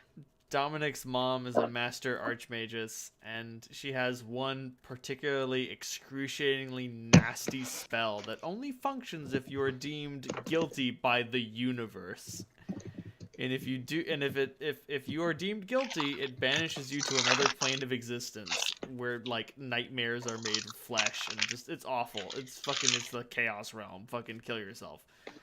But there's this guy who's blind and he like summons demons and he's a bad motherfucker. And she's like, "Okay, you come to my wizard school and you fuck up my students in my house. Fuck you." And he's like, "What are you gonna do? I've seen the worst the world has to offer. Like you can't hurt me." And her response is simply, "Where I am sending you, you will not need eyes to experience the horrors that await you." Jesus. And she sends him to this plane of existence, and all he does is scream for 3 frames. Yeah. Yeah. Anyway, in the morning, everyone awakes. Solandra, you only meditate for 4 hours, so it's still morning when you wake up. For the rest of you, it's like moving on to afternoon, because it's like 4 or 3 when y'all wake up. Well, I'm continuing to work. Problem I've been trying to calculate an answer to. What are you trying to calculate, Solandra? How to harness certain anathemical force and channel them through brother. Ooh. Is this resulting in some sort of class feature, or just an idea? This is the retraining I see. of my, essentially my own torturous retraining of my of that ability. Oh man, this is gonna take a while. If only you had some phlebotinum to rub on this. Alas. Phlebotinum, the most elusive of elements. The other thing that she's researched, how Kira did that trick with putting brother into a tattoo, which I'd like to do. That's some like greater magic. Like, you know how Clementine wants to figure out how to be a dude and make a baby? We're talking that level of like wild, powerful magic. That's not my only objective out of life. Like, It's not your only I want objective. to do other things, but that's just kind of my pet project. It's a pet project. But still, that's a tricky one. And it's because it's so tricky that I'm so interested in it. Right? It's like creating life and messing with the building blocks of it is difficult or something. Yeah. And I always feel a little bit guilty for wanting to do it, because Guy is like, what's wrong with the bits I gave you? Like, they're fine. They're great. They're my favorite. I just want to see how the other half lives. Actually, she's pretty accepting. Like, there's definitely that bit of, I gave you these bits. Is that not good enough? And you're like, well, I mean, I am a living human being. And she's like, all right, fair enough. And Is your like, goal to impregnate yourself, or just to like be? It's more literally just to say I was able to do it. And I mean, she's sitting on the sideline saying, okay, this is fine, but I'm not gonna help you. It's like when you're working on a school project your parents disapprove of, and they're like, okay, you can do it, but I'm not going to help you with it. And you're like, fine, I don't need you, Mom. When, shit, man, could you really use your mom? Oh, you really could. Joke's on you, Clem. Your mom's dead. Fucking got him. Got him. Yeah, but I've still got Gaia. Well, I'm so Drax. That's true. Please do not bring my mom back, Drax. Too late. There's a No. reason we didn't bury her. No, I was referring to the other. Oh. Whew. You mean my clone guy? My mom can beat up anybody. I'm sorry, I just love reusing that line as sort of like a weird recurring joke regarding him. Well, I mean, it essentially would be like clone Clementine, change the an X to a Y, clone the new bits that would occur, and find a way of merging those bits with the card bits. You really Yeah, wish it was absolutely. that simple. You could use her father to help reverse engineer it, but like there are so many different iterations of her mom you would accidentally create before you made the right one. Oh, not her mom. I'm talking about making her male. Oh yeah. Oh, that's no issue. Oh. That's just a simple matter of like surgery.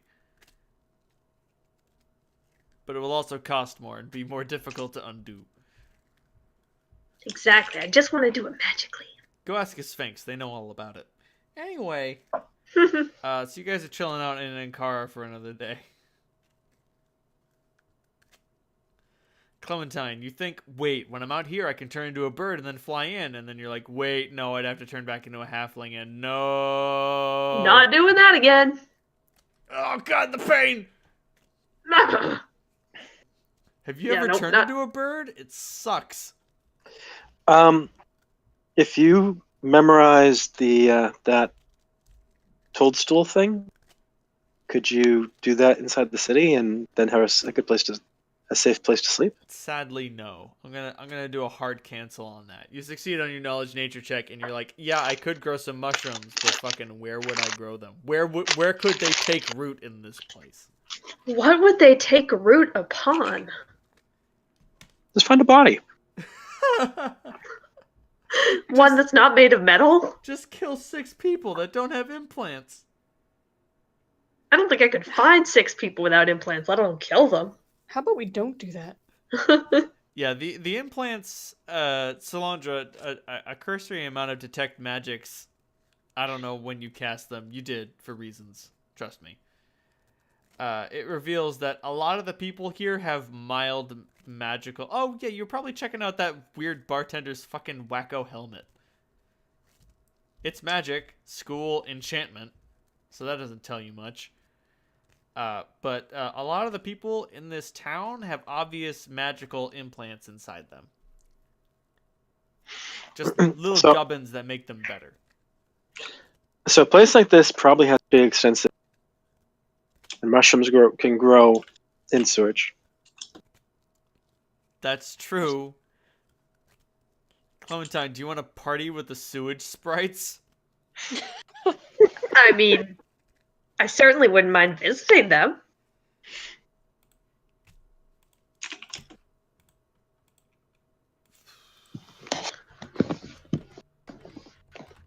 It sounds very interesting. Do you go into the sewers to explore? I do. Do you try to commune with nature down in the sewers? Yeah.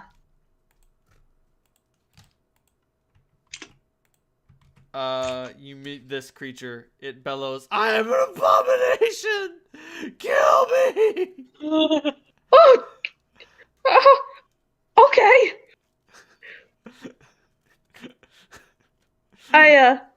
I kill it with some lightning. Like, you shoot lightning at it, and it's just like, more! Oh god, I still yet live!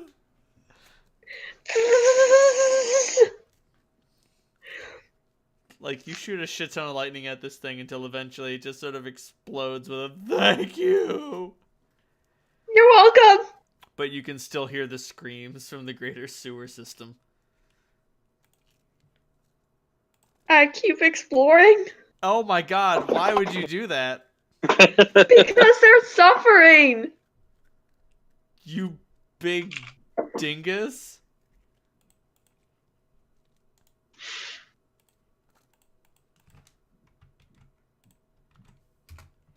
Fucking whoops, you find some roach spirits.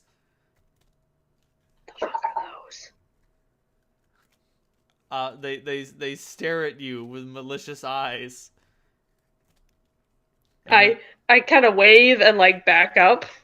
Oh wait, too late. You waved. You moved. You moved first. They're attacking. I mean, but you're like, what level are you? 16? Yeah. Yeah. Sorry, fam. I'm not even gonna make you roll initiative. They're just bug spirits. Like, they're definitely trying to tear you apart and like infest you. But you've got lightning and all sorts of bullshit. Like, I can't even try to pretend like there's any dramatic tension in this. I was just trying to help. Yeah, it's bad.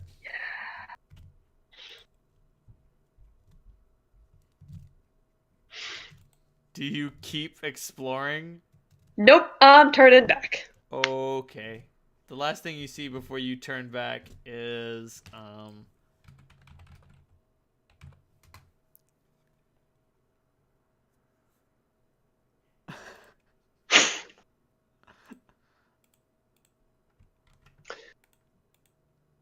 a creature that looks like this, and as you erupt into the open world, the rays of light seem to send it scuttering back into the filth-ridden abyss from which it came. Jesus. Spirits Don't go like that. home. Not great.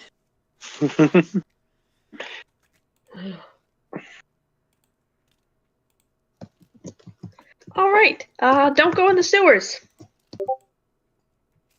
Fucking don't. Fucking Thought there don't would be some say- interesting things there. They are not friends. Dogo sends you a message.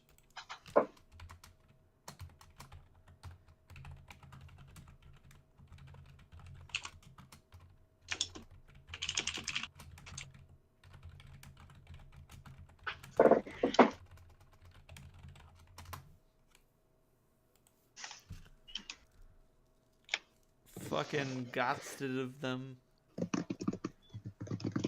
I've had a lot of liquor this evening. I just thought you all Deserve should it. know. Oh, I would say, is that your way of saying you need to piss again? No. Actually, Okay. shockingly enough, it's not. It's my way of simply remarking, dear God. My brain feels like it's rattling around in a cage in a most pleasurable way. I'm running my brain across a cheese grater and dropping all the droppings on you. Now, where's that gif of that dog eating all that cheese?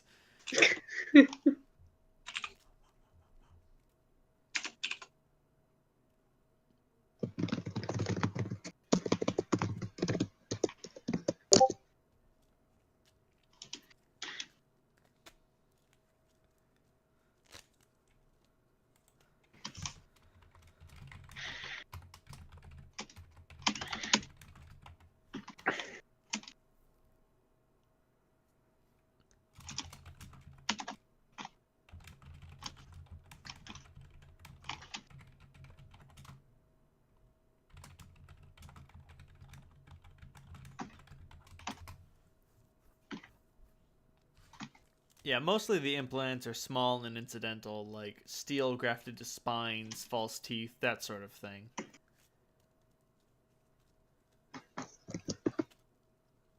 The surgical skill necessary wouldn't even be that impressive, especially once you bring divine magic into the equation.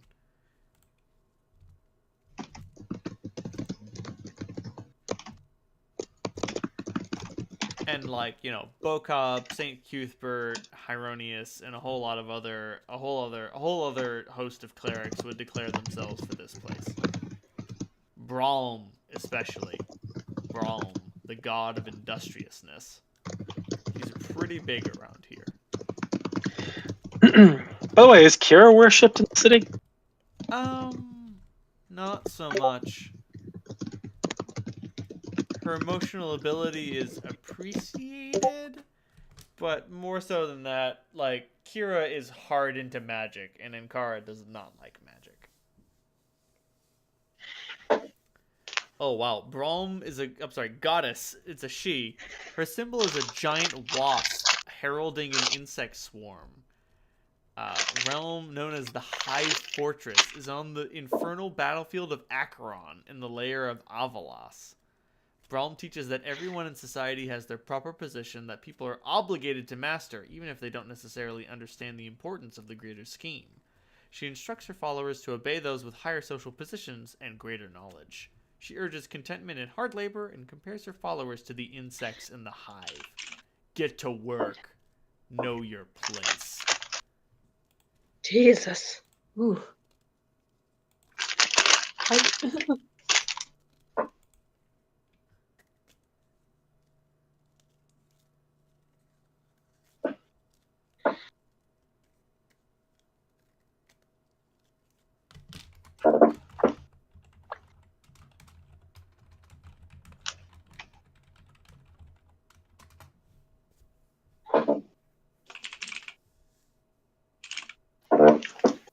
Salandra, you hear those words and are instantly terrified.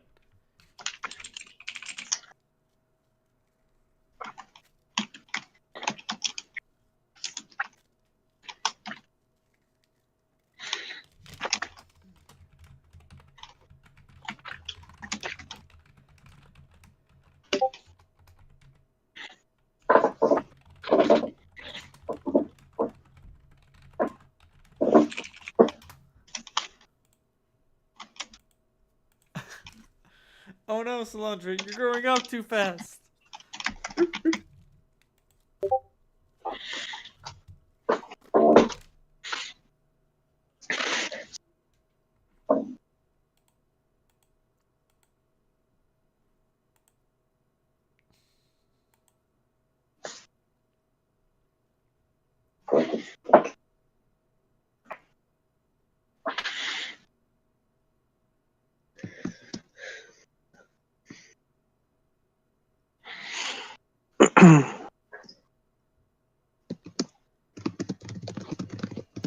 So you guys have another day at the Staff of Fire. Do y'all do anything or just chill out? I'm just trying to keep out of trouble. I'm continuing my research. I needed I needed some time for that. And I'll in my downtime I'll do any tattoos that Holt and Clementine wants. Interesting.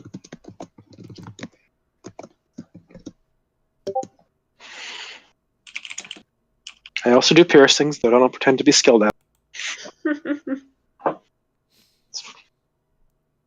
Sort of okay. just- Clem's got just all fun. the piercings she wants. I can't remember if I ever asked Salandra to redo the tattoos that Clementine lost when she got her arm grown back. That's what I was thinking, actually. In terms of, I knew I owed something. It was that.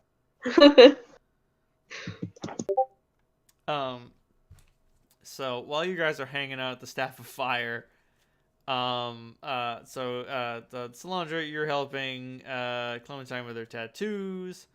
By the way, just as a general point, before we spent any time at one place, I would try to see if there's anything we can do to kind of keep our scrying potential down. I don't remember if we have any pro. All right. I'd say, do you guys have any spells or abilities that would make it more difficult for scrying to occur? That's a Nope. good question. Paul, the beauty of being a fighter. Do you have any spells or abilities that help with magic? Fucking nope. Like Do you have any spells or non-detection. abilities? Nope. Non-detection is probably a good one.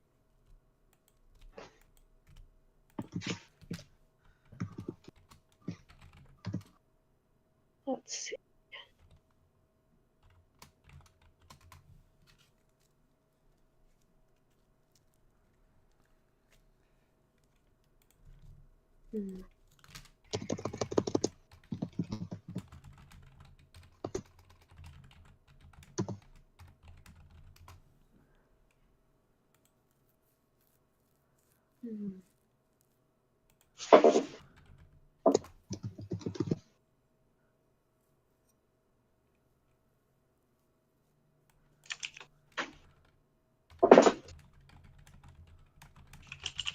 Nothing that I have.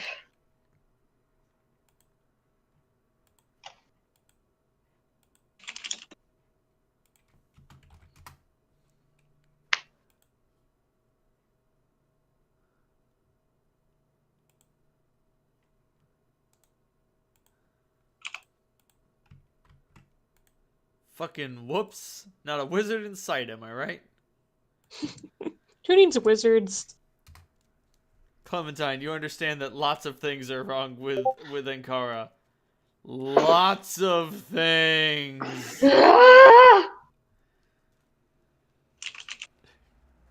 Sorry, I can't get over using this gif. It's just very good.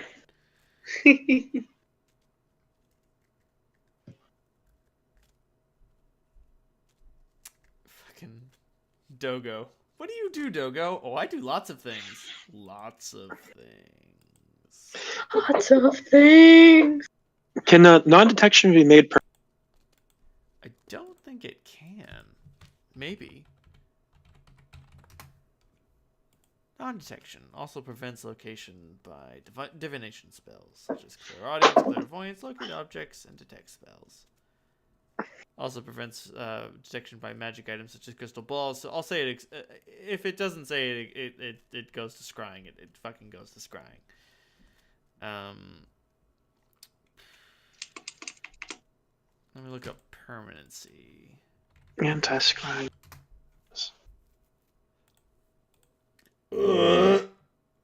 Excuse me. Bless you.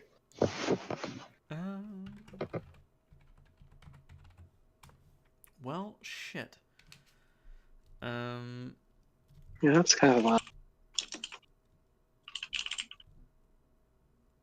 Interesting. You can only make permanent spells permanent on yourself. Oh, that's. Oh, sorry. Second edition. It comes back. Interesting. You can make the following spells permanent in regard to yourself. You cannot cast these spells on other creatures.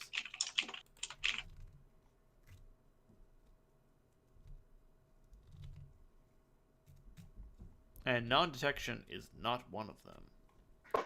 Although the most powerful spell you can permanent is the yellow sign. Do not cast permanency on the yellow sign.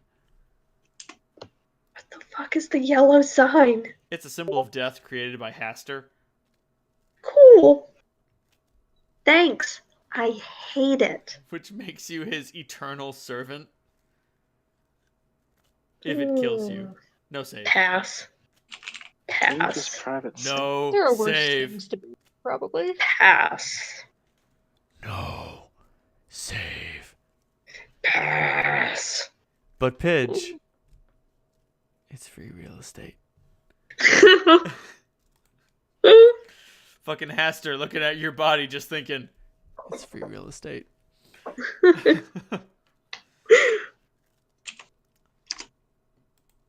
Right. What I wanted to mention is that today the Staff of Fire has been visited by the Spearman's Guild. Hello, Spearman's Guild. And fucking Jesus Christ, are there there are 2 dwarves and a half orc, and like 3 humans and a gnome, and they've all got spears, and they're all like, yeah, and then you use spears like this, and this is how you fuck up spellcasters.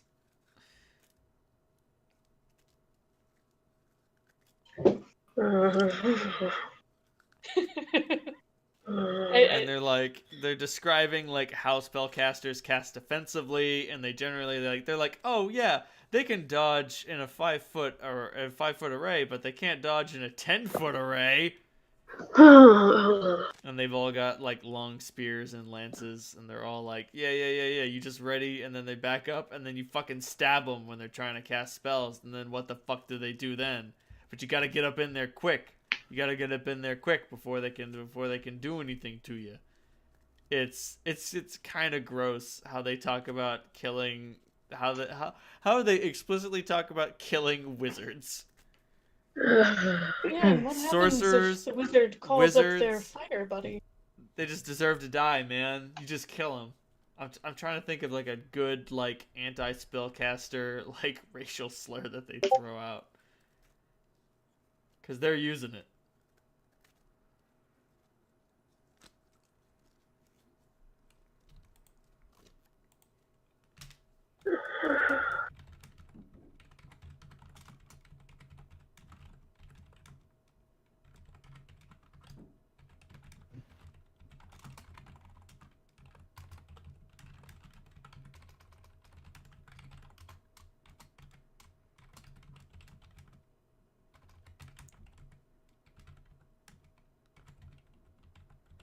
They mostly refer to every arcane spellcaster as a witch. They're witches. We burn them. Burn them at the stake. Why even wait that long? Am I right? Meanwhile, your friend is practicing illicit arcane magic in her room. Just your occasional screams. Just kidding. It's not illicit. You're not Janamian, right? I'm not going to start a bar fight. Hey, Clem, do you want me to start a bar fight? No, you don't have to. Yeah, but do you want to? But it might be fun. It might be fun, but... I won't even use my sword. Promise. Oh. Alright. We should wait till Salandra gets here.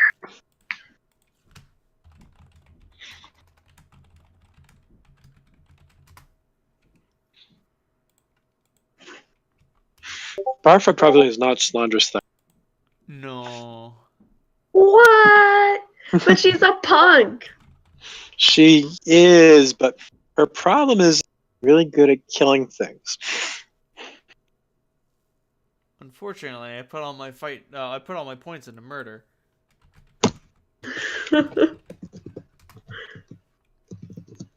Aside from that, she's essentially putting people to sleep or turning them into ice sculptures.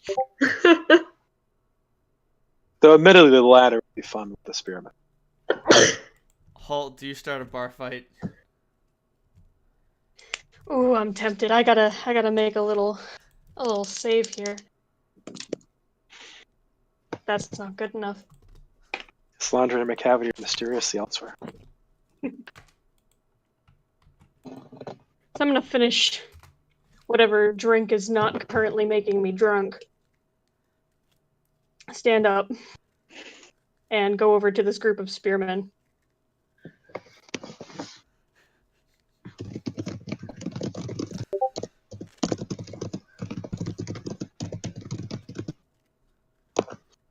I love this GIF, Reynolds. That's That's one of my favorite parts of the movie. It was the first result in barfight.gif. It is from The Departed, Departed, right? which is one of my favorite movies. Do you know that movie And you know what? was filmed right next to my office? That's so cool. The actors were actually like walking around us. That's outstanding. I saw Martin Sheen get thrown off that building so many times. It was really funny. It was a dummy. but they threw that dummy off that building so many times. So all those abandoned warehouses that they're driving through, and like they run into the warehouses where Martin Sheen gets tossed off the roof. Those are like office buildings for my company. That is so cool. They just like grunged them up. So there's that one alley they drove through. It was like the alley I used to walk to lunch and walk to the train every day. Mhm. So I'll have to keep that in mind the next time I watch it. Yeah, I walked by the car where they were. It was just like, it's weird watching the movie. I know that place. I know that. Oh wow, I know that place. That's so cool. Mm.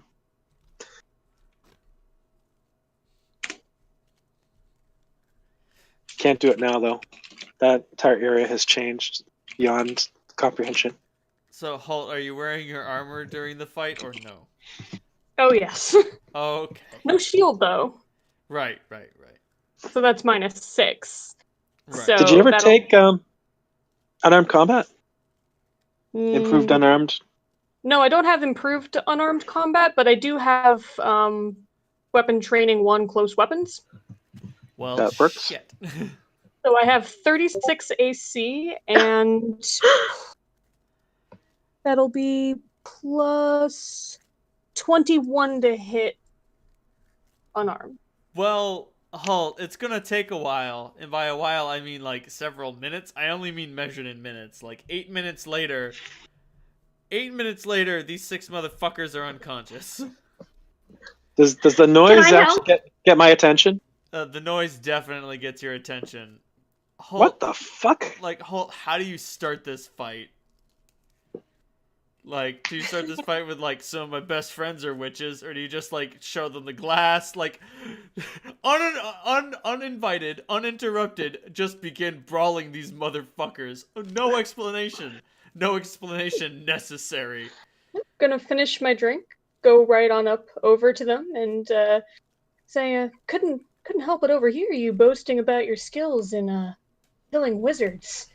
And I'm gonna get right up in the face of the closest one and say, guess what I am? And like hit him in the face with my forehead.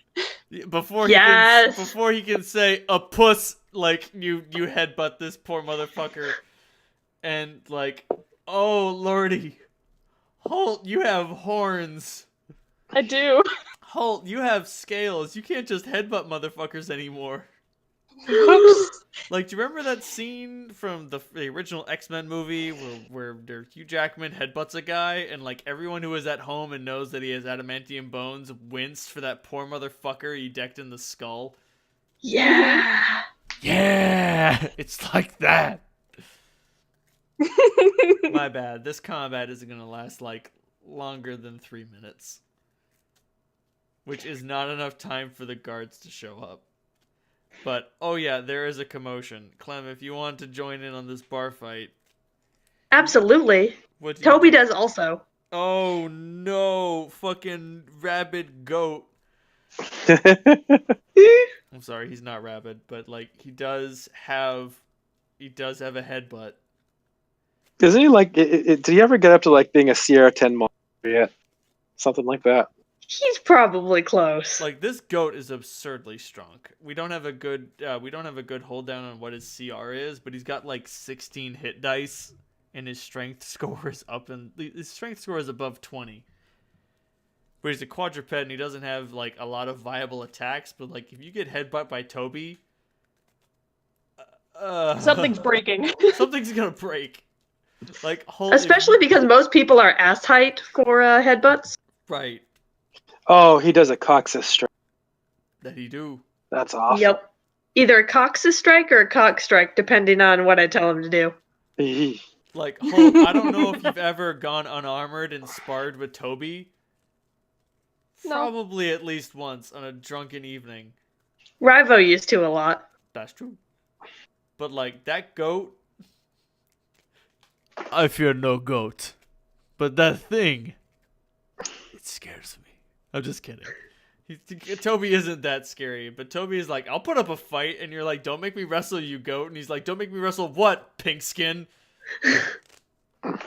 And then all of a sudden you've gotten into an argument with this goat, and you're like, all right, I'll take the goat by the horns and drag him down. Oh, fuck, he's smashing me in the sternum. Oh, fuck, Jesus Christ. So the question is, could Toby take out a troll? Toby Oh. I don't know. Troll's a friend. Oh, that's going to be tricky. Only if he had 2 of his friends. Oh, got him. But yeah, the Spearman's Guild can't do much against your high level power. I don't want to kill any of them.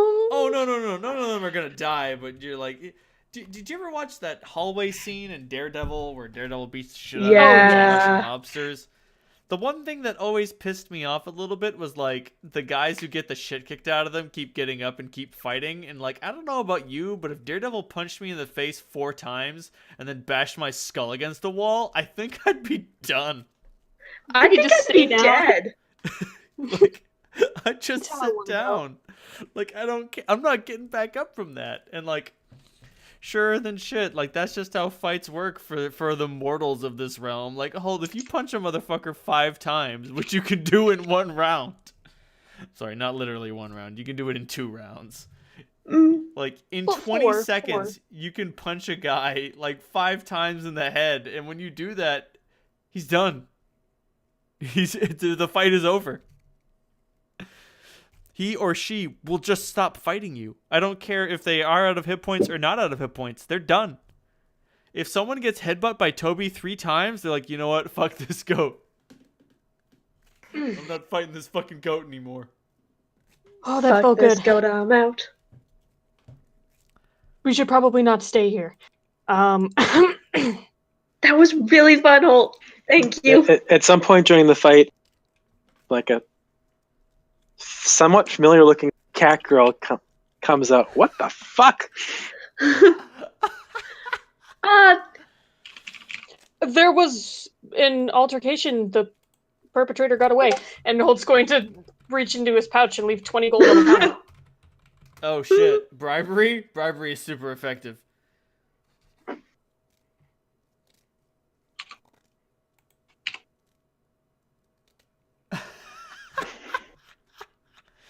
What do you know? There is an entire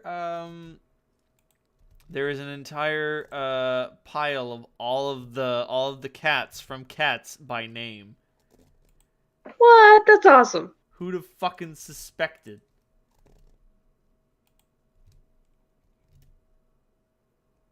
Oh man. I'm trying to find the one that there's a specific one that I'm looking for. No. Oh lord, that McCavity.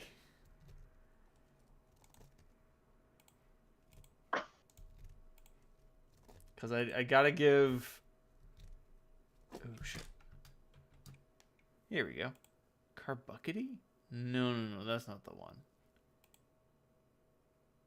God damn it! Where the fuck? There we go. Fucking founder. Bribery will get you everywhere. Salandra, you have cat options. 3 options to be precise. Oh, whoopsie doopsie. That's a you ever make a mistake-o? I done it just now.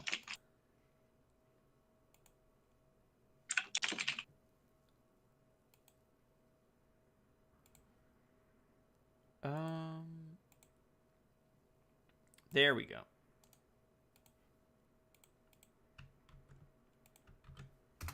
These are your 3 choices. Those are the ones I can turn into? I mean, those aren't the ones you can turn into, but you end up turning into one of them. Ah. The last one looks like a complete dude. But I guess it's middle. not. Oh, really? I thought you were definitely going to go for Cassandra because you're mostly bald. Cassandra's the first one? Yes. I was thinking about it, but her face doesn't look natural somehow. That's fair. It's a little flat. In any event, you end up with something that looks like this. And you all quickly make your exit. That being said, Holt, a quick 20 gold pieces leads LF to FF to reconsider calling the guards. You know, a brawl's a brawl. Sometimes these things just happen. There's nothing to worry about. I'll give her like a guilty kind of smile and scoot out. I mean, you might be a witch sympathizer, but 20 gold pieces is 20 gold pieces. $20 is $20. If some motherfucker... Okay, so, like, if you started a bar fight in Wild West times and someone was like, I'm gonna call the sheriff, and you dropped a 20 on his fucking counter, he'd probably shut his fucking mouth. I was just visualizing something amusing. If I ice tomb someone in a bar, they like just sort of stuck it behind the counter and just chopped little pieces off the tomb. People just like sticking Eventually- the frozen finger in their drinks to cool it off. That'd be pretty funny. Holt, Yes. I don't know. I don't know if there even is a roll. You're feeling a little Gemma-ish. Do you follow your Gemminosity, or do you try to resist the suffocating rise of torment? Fuck that, I give in. That the title of the Holt book about autobiography. Fuck that, I give in. I mean, I could roll a will save, but that honestly felt really good. Right? And I haven't gotten a high like that in fucking a really long time. You were defending your friend. You were being good. I didn't really have to do it. I could have like solved it with words maybe, or could have just intimidated them a little bit, but nah. I could take them, so I did. And it felt great. All I'm saying is, Holt, all I'm saying is that might makes right, okay? Boom, fucking got him. I mean, it sure did. So you are sort of like, you guys are running through the streets, and eventually you stop running and just sort of have that sort of like suspicious walk. Mm-hmm. Keep your hood up, keep your head down, that sort of thing. The Bourne identity walk. The Bourne identity walk. And like, and I'm carrying McCavity by the. right. And like, so Solandra and Clem, you guys are going through the streets, and you realize you're following Holt. Wait, why the fuck are we following Holt? He doesn't know where to go. But Why are we running? I mean, we don't know either. That's true. But he's taking twists and turns like he's fucking been here before. And Holt, you find a new inn that you may be able to find refuge in. The Fox and the Demon. Ooh. And as you look upon the sign, at the two creatures upon it, somebody roll knowledge religion. I don't have that. do. I will consult with my Theodem.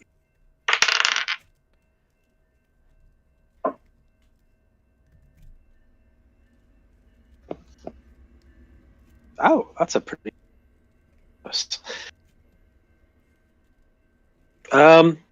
So crappy roll, but still a 30. Is that a demon-looking fox? Or a fox-looking demon? Or a corrupted kitsune. Like, looking upon the creatures that the sign depicts, you know, which is the monster and which is the man, which is the fox and which is the demon. Like, there's one creature that is like outsmarting the large hulking sort of like Goliath-esque creature, but that large hulking Goliath-esque creature looks very foxish. And when you look closer, is a fox supposed to have little horns and fangs? Like distended fangs that reach beyond the barriers of its mouth? it becomes very clear that it's not so black and white which is which. But one inn is as good as any other. And the crowded streets outside the Fox and Demon make this an ideal place to lie low for a little while. There is an old stone wall that goes around. Been here before, Holt? Nope. Isn't this lucky? This Very. seems like your type of place. I like it. We probably shouldn't show our faces at the Staff of Fire again. Just saying. That wasn't the best place we've... It wasn't the best place for what? So that wasn't the best place we've ever... Did you hear that fucking poetry? I mostly slept through it, actually. I was preparing to, like, slap him. Just too easy to bother. I mean, mechanically it was very good, but you need more than mechanics to make a good poem. The building is made out of stone. It is surrounded with a stone wall. It is a black tile roof. The innkeeper is a particularly short male dwarf by the name of Umrak, who has a large, not a large, but a magical spear over the bar. The irony doesn't strike you until later. Accommodations include small rooms, but with beds and woolen mattresses. Small for humans, anyways. Sizable for dwarves, gnomes, and halflings. On the menu is brandy, gin, cider, rum, and wine, as well as curd cheese, whitefish, saffron, biscuits, a softer sort of cheese, partridge, lemons, apricots, pheasant, bear, coriander, and eggs. And it is a boppin' evening with 3 gnomes, a dwarf, and a human. Some of which may be of a magical persuasion.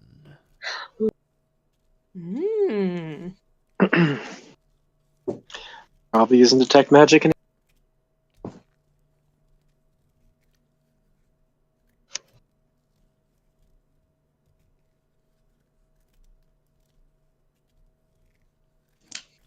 Yeah, these 5 seem to be a party of some sort that are just sort of hanging out. Gnomish fighters. Just because you've never seen one doesn't mean they don't exist.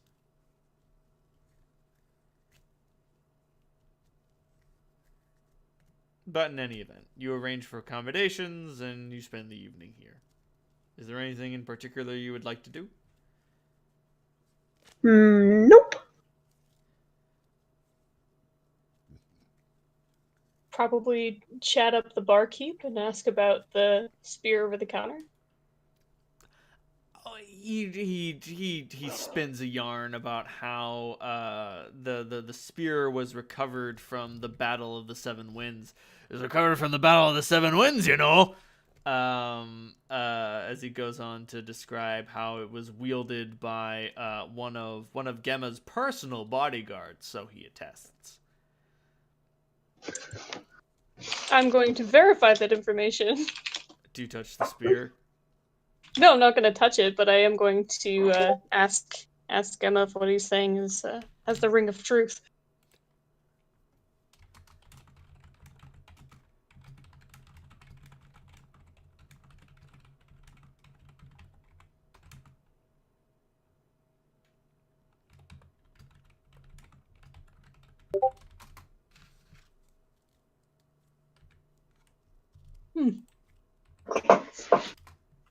May I take a closer look at it? Aye, sure. And, you know, he holds it in both of his hands as he, like, lends it towards you, but it's pretty clear he's not going to let go of it. That's fine. Like, I just want to touch it while he's touching it, that sort of thing. Totally fine. Just sort of run my hand down the, I can't say the word shaft without giggling.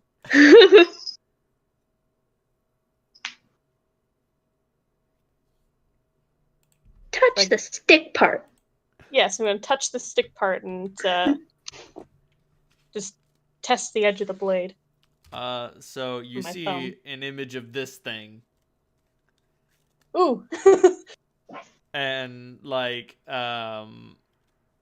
in a like, and you can see the moment in the battle where it perished.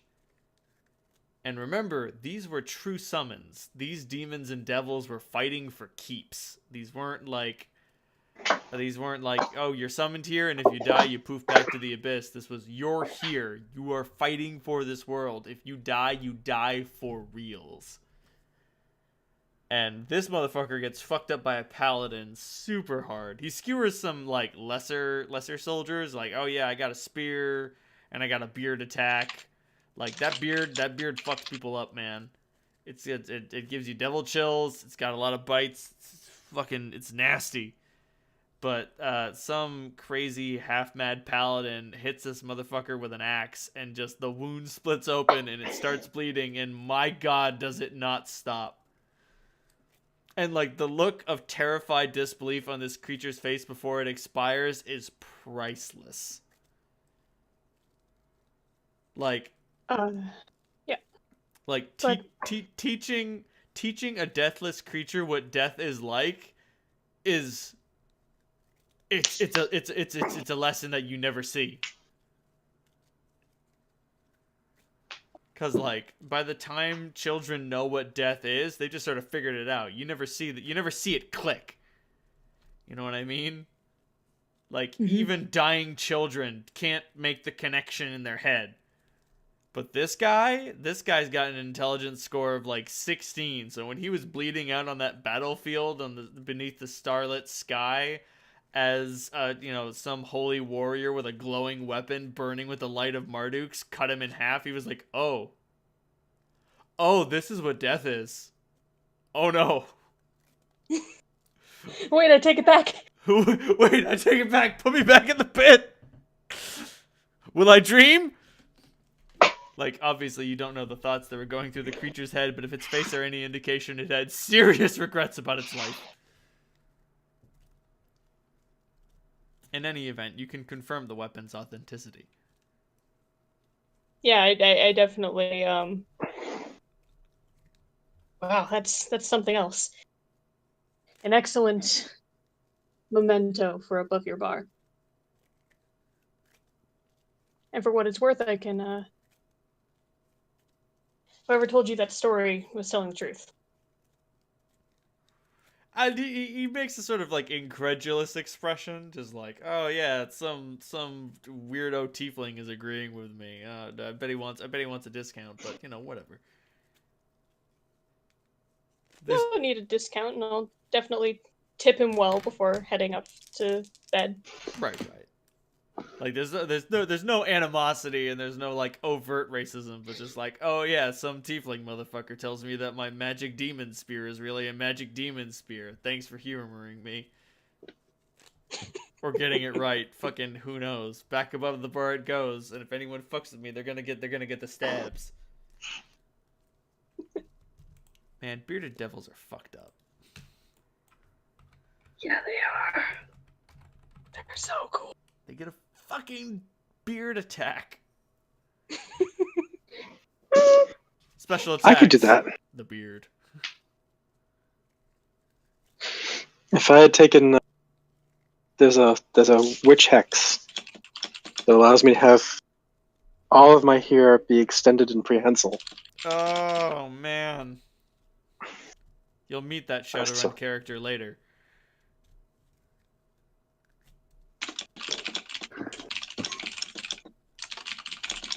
Ooh, that spear in the hands of an accomplished devil or an accomplished Hult causes persistent wounds that cannot be healed with normal magic.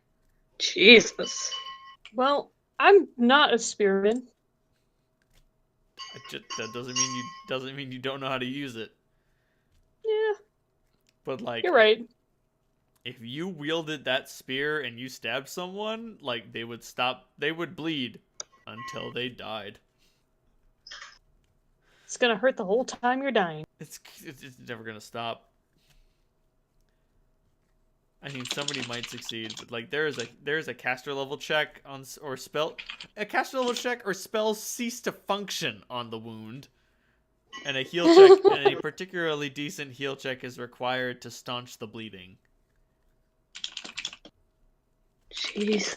It like when you hold it, it burns with malice. Ugh. It longs to end the lives of the living. Ugh. Have you ever wanted to destroy something beautiful just so that it would never exist again? Or even eyebrows! Ah! That's pretty cool. With a strength score equal to their intelligence score, that's bullshit.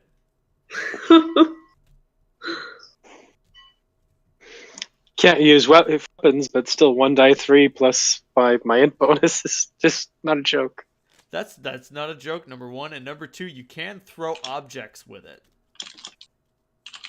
You ever hit a motherfucker with another motherfucker? There's a feat in that. There's a feat for that. I don't remember what book it's from, but it's called like Buddy Bludgeon Brawl, which allows you to initiate a grapple, pick someone up, and hit them with another, and hit someone else with them. Hold on, I gotta let the cat out. She's staring at the door longingly.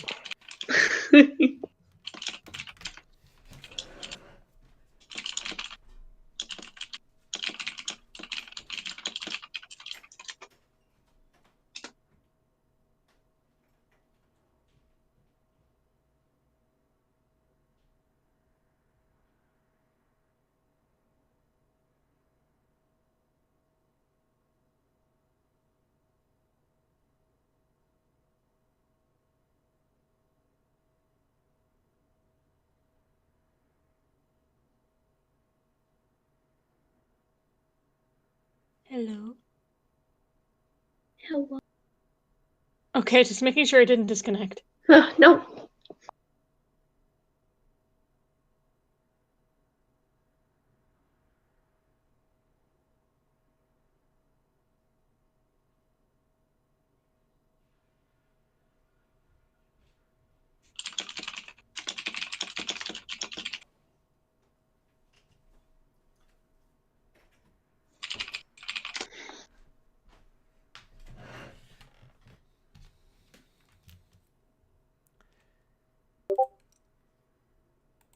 So, when the day passes, you guys should probably go to Lady Mirabeth's residence because she doesn't know where you guys are staying. Mm-hmm. That's right, we didn't tell her, did we? Nope. we didn't know. Alright then. Back to Merbeth's. So you head back there on the third day, and she says, I've arranged a meeting.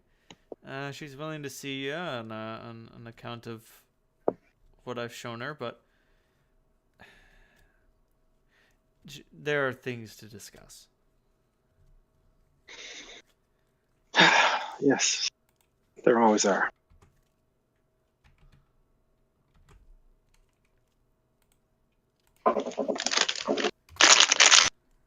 Welcome to the Royal Ziggurat. Mm. I recognize that one. Yeah. Oldie but a goodie. Hell yeah. This That image is older than... I'm about to say, I think it's older than all of us. Not me. Not you. But the Royal Ziggurat, like, its technology it doesn't rival the Chosen's. But more to the point, it's on a bigger scale. Like, do you remember when computers used to fill an entire building? No. Yeah, Not personally. Right. but you know, Wasn't there. Can't relate. Like, this structure is obviously operating on similar rules. So, like, you're like, oh man, do you remember when we just had like a thing on our collar that brought up screen displays? Yeah, you have to like actually put in commands in machine code. Fucking kill me, right? They're high tech by way of Metropolis. Right. But Mirabeth leads you into an orrery. What's that? It's a star display, like a It's got like or one of those big planetary flickering things. map.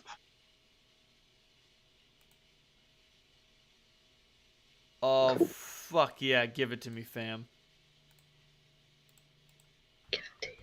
Fucking got. That's a nice one. I was actually looking for Ulgra's orrery. Trying which Elder Scrolls? Is it Skyrim or is it? Skyrim had something like this, yeah. Oh, We had to never do the mind. puzzle to get the Elder Scroll out. Oh, that was the mage. Yeah, the mage's sank. Never mind. This is the one that I wanted, and quite frankly, I prefer it.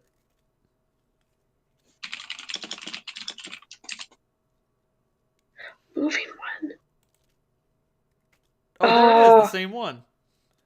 That's Same cool. shot, just moving. Fuck yeah. Thank you, Cap. You're What's that from? The Dark Crystal. It's from the Dark Crystal. Oh, okay, yeah, that's right. And then the Skixy guards come in and ruin everything, and boy does Ulgra get pissed. I haven't seen the Dark Crystal in like 30 years. I haven't seen the Dark Crystal. Oh, you fool. What?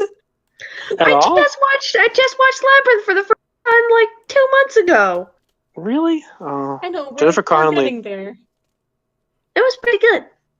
Oh, I'm sorry. I spelled Augra's name wrong. I thought it was Ulgra, not Augra. Unfortunately, this is not the person that you'll be conferring with, but goddamn is she great. I'm posting Augra in memes. I love her so much. I love her. She's fucking yeah. great, and she doesn't take shit from anyone. I want that to be me when I grow up. Like a bunch of We can make that happen. mechanical bird monsters break into her place and they start wrecking her shit, and she's like, "Did you motherfuckers wreck my orrery, you motherfuckers?" And she just starts bashing them, like, and hitting them, Oh, like, the Gartham are like beetles. just like with her fists, and they're like clattering over, and you're like, fucking how strong is this crazy bitch? I mean, eventually they do arrest her, but like that's only because there's like 8 beetles and only one of her. Oh, my bad. They are more like beetles. For whatever reason, I think I must have confused them with a creature from Labyrinth. I just Yeah, remember- they have beaks, so that might be where it came from. Whatever. That's neither here nor there. We fell down the Henson hole. We gotta climb our way back out. Right, we were meeting with a gnome person. Yes, there is a gnome. This gnome has purple hair. Obviously large eyebrows, striking knife ears. They walk with a bit of a limp because they have a hand made out of metal and at least 2 feet made out of metal too. Which then draws you back. Do you remember those chosen golem grafting experiments? Wish I hadn't. Yes. Apparently, they're going very well here. So they Prefer seem not to. They seem functional. Oh yeah, I actually, now that I think about it, the mobility of the hands and feet that the metallic hands and feet that she possesses are very much limited, but they work, which is more than you can say for most prosthesis in this time and day, where, you know, mostly you get wax eyeballs, eye patches, hook hands, and peg legs. Still, I'll be damned if a peg leg won't get a man mobile.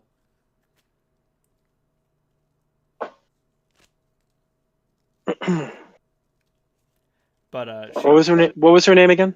her name. All right, their name. Is If it's a gnome. Doosier. Oh, that's... I hear that you have news for me. something about the temporary shutdown of our phlogiston cannon?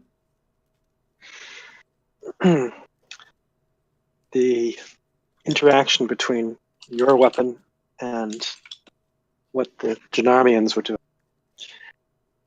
created a magical effect, a growing storm. As it built, it would have entirely ripped apart the walls between realms and the plains between your cities. The consequence of that would have devastated the entire area and resulted in your entire district being a wasteland. I have the calculation. I'm sure you just you could verify it. May I borrow your notes? I hand them to her. She looks over the notes and like looks up at you and simply remarks, "Are you a witch?" Not exactly. I have some skill in. I'm a discipline I think go practice. Interesting.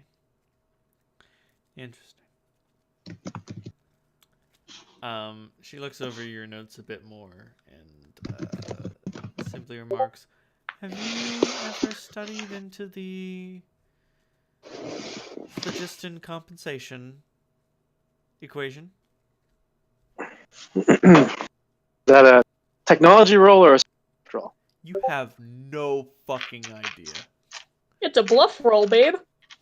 I'm sorry, Salandra. You're so far removed from this completely abstract part of some sort of theory. Like, yeah, no. Like, if you want to speak with any authority on this matter, you're just gonna have to lie. You've reached the end of your knowledge, and it is incredibly bizarre and esoteric. What the fuck is a phlogiston? I do have one other reason. What is the resource at your disposal? Just kidding. I know what it is.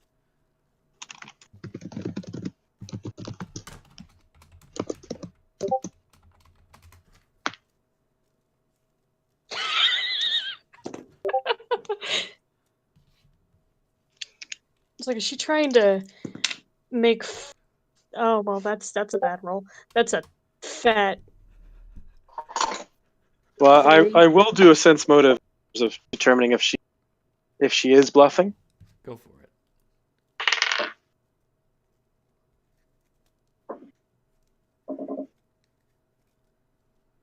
Sense motive. So that's a 35. 35. You succeed on your sense motive. Don't answer. Even if you do know what it is, answering it condemns you. It's one of those sort of leading questions. Like, I just smile. this may as well be a murder trial where she asks, "Did you kill them?" And you say, "Oh yeah, I totally murdered him." Like, without understanding what the word murder is. And you're just like, "Oh no, fuck. Oh no, shit. Oh no. Oh no, I biffed it. I done did it."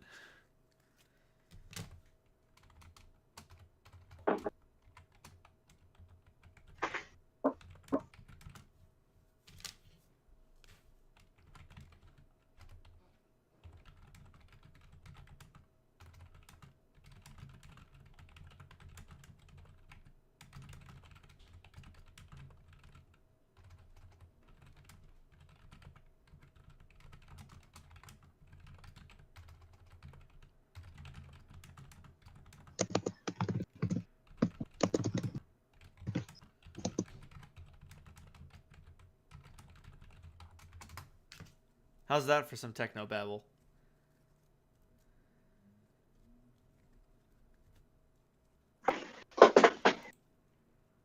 Hull, what did you get on your sense motive? 3. She certainly used a lot of big words. That's gotta mean she knows what she's talking about.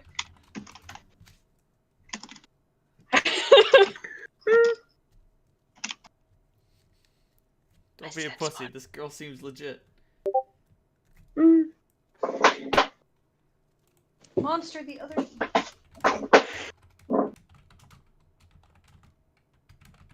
Oh, it's because it's 9:45 and you're hungry. I understand. What a patient boy. He is a patient boy.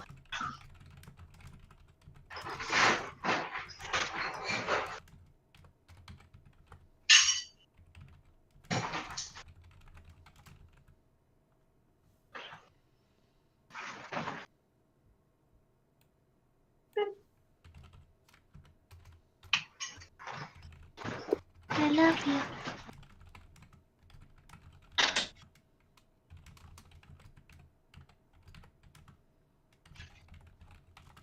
Came back. Wow, Kira's being very Oh, is she? Did you say being very loquacious? Yeah, I think so. Lives are on the line. You found her fucking weak spot. Also, esoteric theory. Bitches love esoteric theory.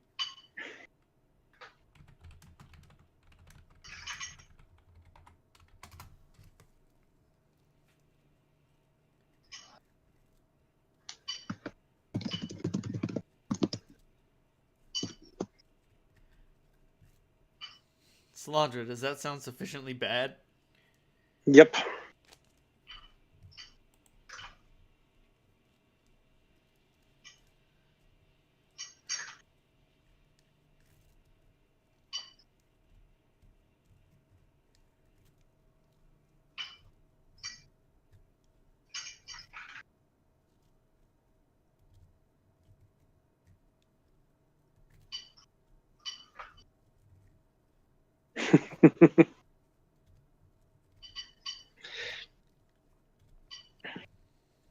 So the question that I have for you is, going beyond all of this, your people fought in the Hell Jungle. They have some idea of what we face, what we still face, what Septemport as a whole has to face. And your arguments with your neighbor are small by comparison.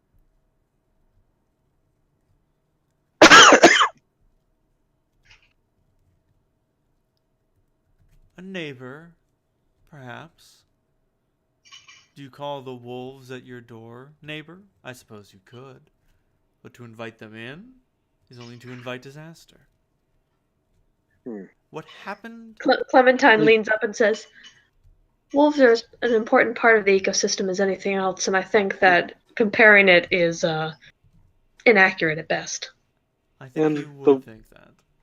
The wolves in the past that were let into the realms of men and people become the dogs that are. Then you can talk to them about that. I'm acting in defense here. What happened to Kobak was a tragedy. It was. What my rival fails to understand is that it was a tragedy. It was not an assassination. We did everything in our power to heal him, obviously. To let him die was to invite disaster. And with the true wolves at our door, with this Dragon Emperor upon us, it is the perfect time to strike, and it is the perfect time to lose everything. If you can help them understand that, then we won't need this anymore. Willing to come back with them, then we're willing to talk to them. We came to you first because, frankly, we had had a very good... When we first arrived, thought we had friends here. That was the whole reason why we started. This was one of the first places we traveled together, and you know, and we felt that you were good people, and we fought beside you at the Hell Jungle, and bled beside your people at the Hell Jungle, and that means something to all of us. It means a huge, unbelievable amount to us, to tell you the truth. The idea that our comrades that are now that causes me pain that I just cannot describe. And I know Clementine and Holt feel this. I know how we all felt about your men, about the generals. This is tragic beyond belief to us and to you. Are you willing? Will you come back to the table? If you're able to provide sufficient proof that my rival is willing to speak amicably, then yes, I'll meet you at the table. Under where the beams meet.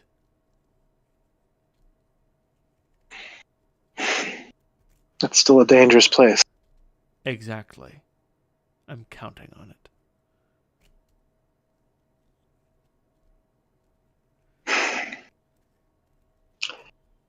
If that's the case, we will take responsibility for security of the overall meeting. Is that satisfactory to you? I mean, you're free to do as you please. I know you'll take your own. Of course. But don't think I don't see what you are. Do I make myself clear? Of course. Do you think it matters to me whether someone's an arcane caster? No. I don't mean that.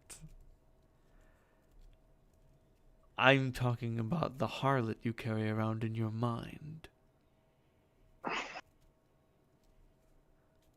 That's probably her best quality. We could have a conversation about that, but that's neither here nor there. I'm not someone who, no matter what god it is, I am my own mistress. Of course. Whatever you say, with that giant monkey drilling those terrible tendrils into your back. You're absolutely the one in control. Touche. I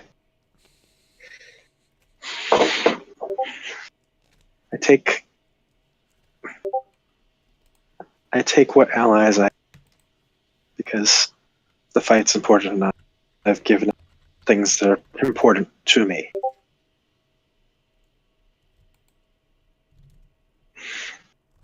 And I am an atheist.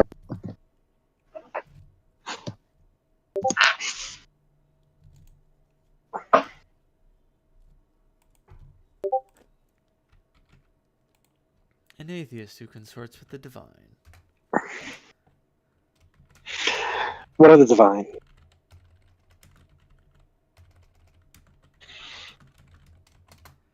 What did you ask? What are the divine? Something Simply- otherworldly. They're just people. Or just entities. With power, but so are we. It's all a matter of scale. Very well then. You stand on the shoulders of titans. Don't think I don't know this. And consider my informing you a symbol of our trust.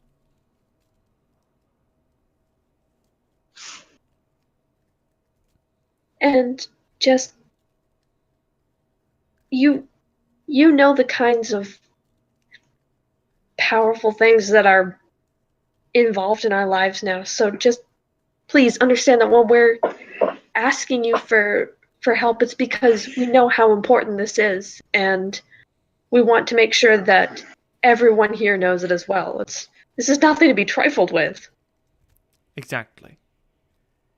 Were you not who you are, I wouldn't let you into my home. Had you not done what you done, I wouldn't listen to you.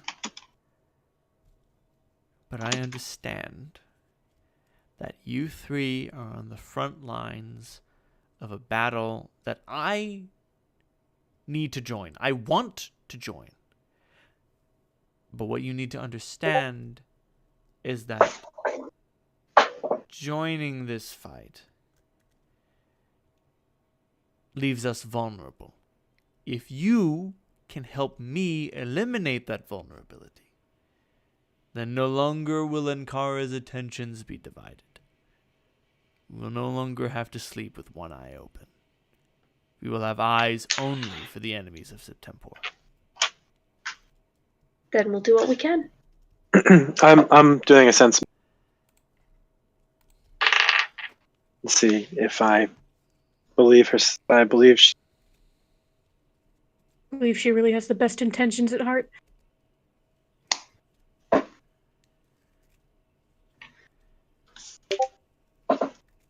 All right. So you understand that when she says, eliminate the enemies of Septemport, she's like, if you could wipe out those Janamians, that'd be real great, huh? Yep, that's what I was afraid. I mean, that's definitely a part of it, but at the same time, like, she's like, I'm sorry, guys, you have a reputation, and that reputation goes a really long way. You don't fight a battle at the Hell Jungle without having some words thrown around about you, and I mean, like, your average citizen wouldn't be able to recognize you on the street, but your average noble actually would. So when she sees the three of you here, who General Comaline reported as the people who were marshaling the battle for the most part, strangely enough, what did four adventurers have anything to do with this? Going to the Temple of the Hell God, no less, and performing arcane rituals there. Witches' work. To come to her doorstep and tell her that, hey, you gotta stop that shit with the Janamians. She's like, okay, if you could murder them, that'd be great. If you can get us at a negotiating table, like... That'll do. Not even that'll do, like, I don't even know what that looks like. In theory, I've theorized the existence of such events, but my god, am I unaware of them. I've theorized such events as Ankarans and Janamians sitting at the same table breaking bed, but I've also theorized dark matter, so fucking go figure. I've theorized dark matter, but I've found no proof that it exists. There we go. Similarly, they found no proof that Janamians and Ankarans breaking bread together exists. Although... Not yet. Historically, well, here's the thing. Historically, the three of you are aware that Janamians and Ankarans used to be the same people. Yep. But are they still aware of that history? Here's the thing. It is plainly aware from how how they speak about the situation. They don't. Oh. Yeah, I remember I made a good... That was, we got the lowdown. Exactly. Dwarves and gnomes keep a good history, but elves keep the best. In addition, dwarves and gnomes keep a spiteful history, especially dwarves. They're the type of people to, like, burn pages of family trees of people who are no longer welcome, that sort of thing. It seems pretty likely that any hard evidence of the Ankarans and Janamians ever having been part of the same commune located at the center of District 5 has either been, like, destroyed or lost. Quite possibly lost on purpose. But considering your vast historical and magical knowledges and access to historical stores, the likes of which people with pages have never had, you know for a fact that wasn't always the case.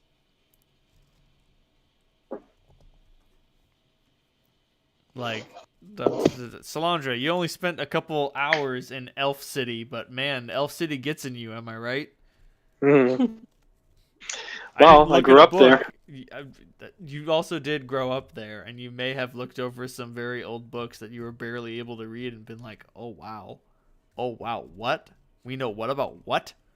We know what about who?"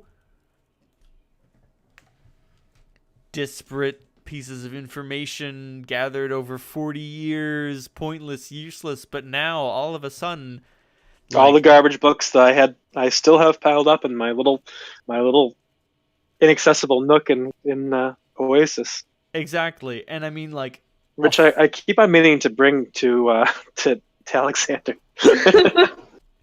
but like consider like in a footnote or like a piece of an old history, just like a long, long time ago, the peoples of District 5 collected in the center of the district and had a big disagreement and parted their ways and informed the cities of Ankara and Janam. Like, that's a footnote. That's where history begins.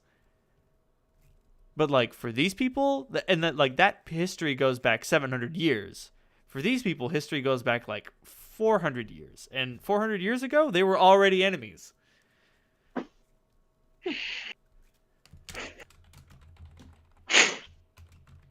Damn, history's cool. Fucking history, am I right? Yeah. But yeah, like she seems open to the idea of negotiations, but as I said, like it's something that she's willing to theorize, but we've never bred one in captivity, Captain. So does she feel my, my arcane nature and Clementine's druidic, both of them seem a little out of favor, and Janam, is she hostile to that? She's a little distrusting, but like General Kobaline's word goes a long way. And despite her adamant hatred of casters and witches, like no one could deny the fact that you guys fought there, and without you, the battle probably would have been lost. At least that seems to be Dozier's understanding of the situation.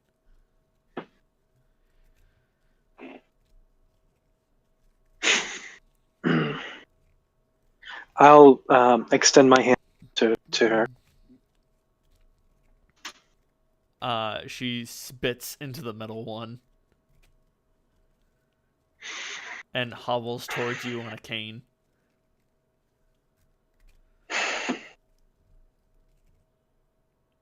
I take it.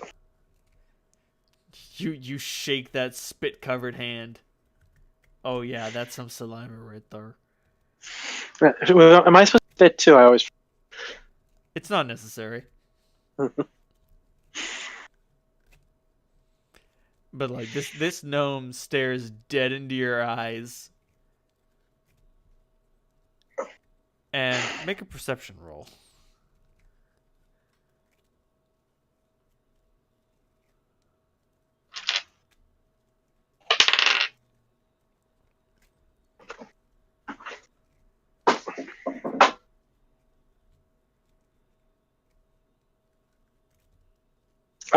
Even 30. One of those eyes is false and enhanced.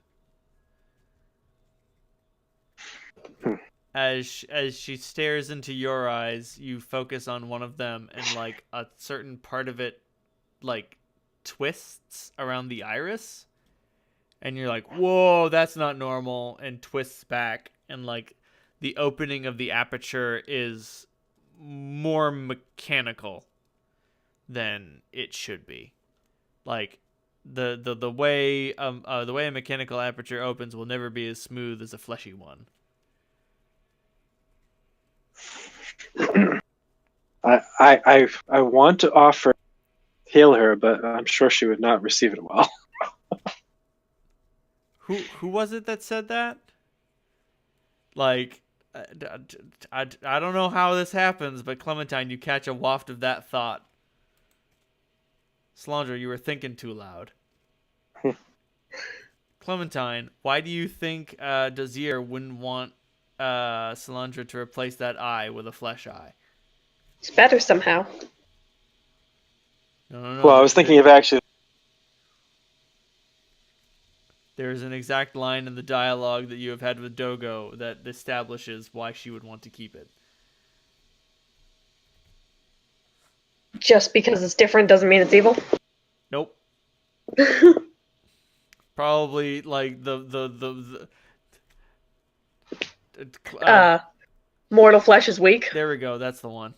I got a hard on for edginess right now, and quite frankly, mortal flesh is weak.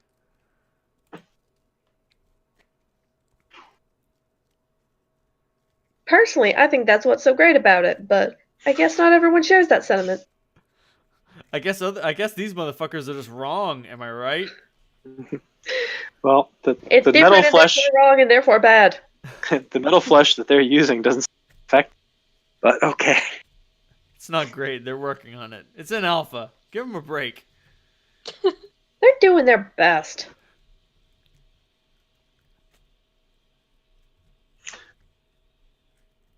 Send my regards to the general. She nods. Well, we have limited time. You're aware of the deadline he gave us. We do. Which is why we want this all to end as quickly as possible. So we will attend to our part of this.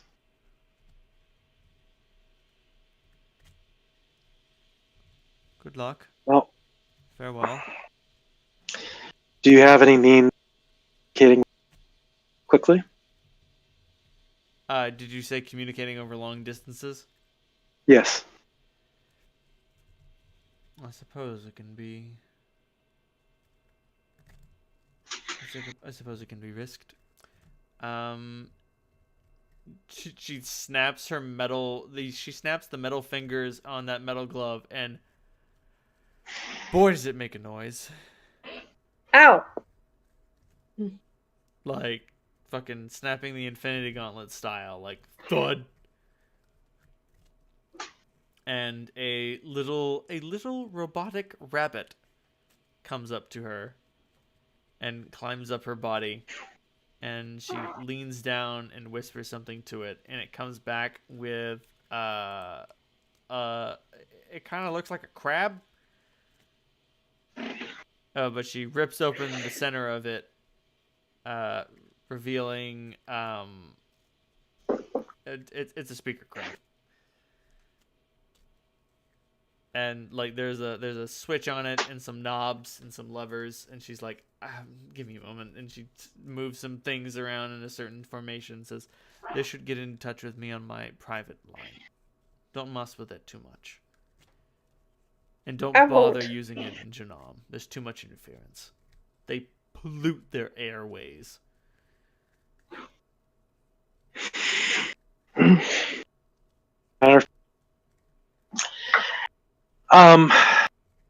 Thank you.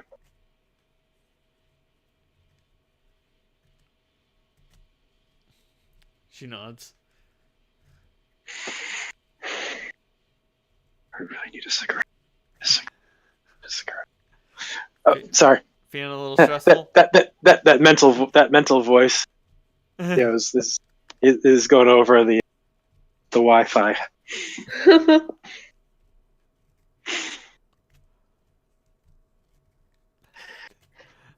She feels this weird craving for a cigarette, which is weird because she never smokes. Halt, you spy McCavity looking at Dozier, and you can tell he's like, how much is that hand worth? I'm gonna get that arm. Could I steal that hand? Can it even be removed? And then as you guys go Scruff the neck. and as you pick him up, he's like, God, no, please. I was just joking. I'm totally not going to steal that hand. But what about that hand? Anyway, you guys head out to the Royal Ziggurat and start smoking. Yes, please. One thing about this place, they have good cigarettes. Twice the nicotine, Fuck. twice the flavor. Fuck. How are you getting them all out now? Fuck. Yes, I'm home. Ah, fuck. Okay. I was about to say. It's almost like your vocabulary's been diminished. It's fucking. Oh, I thought this gnome somehow spooked you. Then again, they do seem like a powerful artificer. No. I was just trying to do the right thing in terms of not screw up this relationship. I'm not worried about, if I need to kill people, that doesn't bother me. It's trying to get people to do what you want them to do without kind of threatening them. That's, that's a new skill.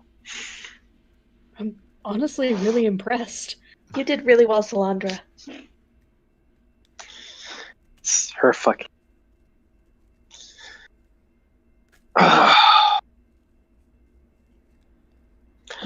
All right. I think we should get the hell out of this town. Clem, do you want to use that trick you did last time?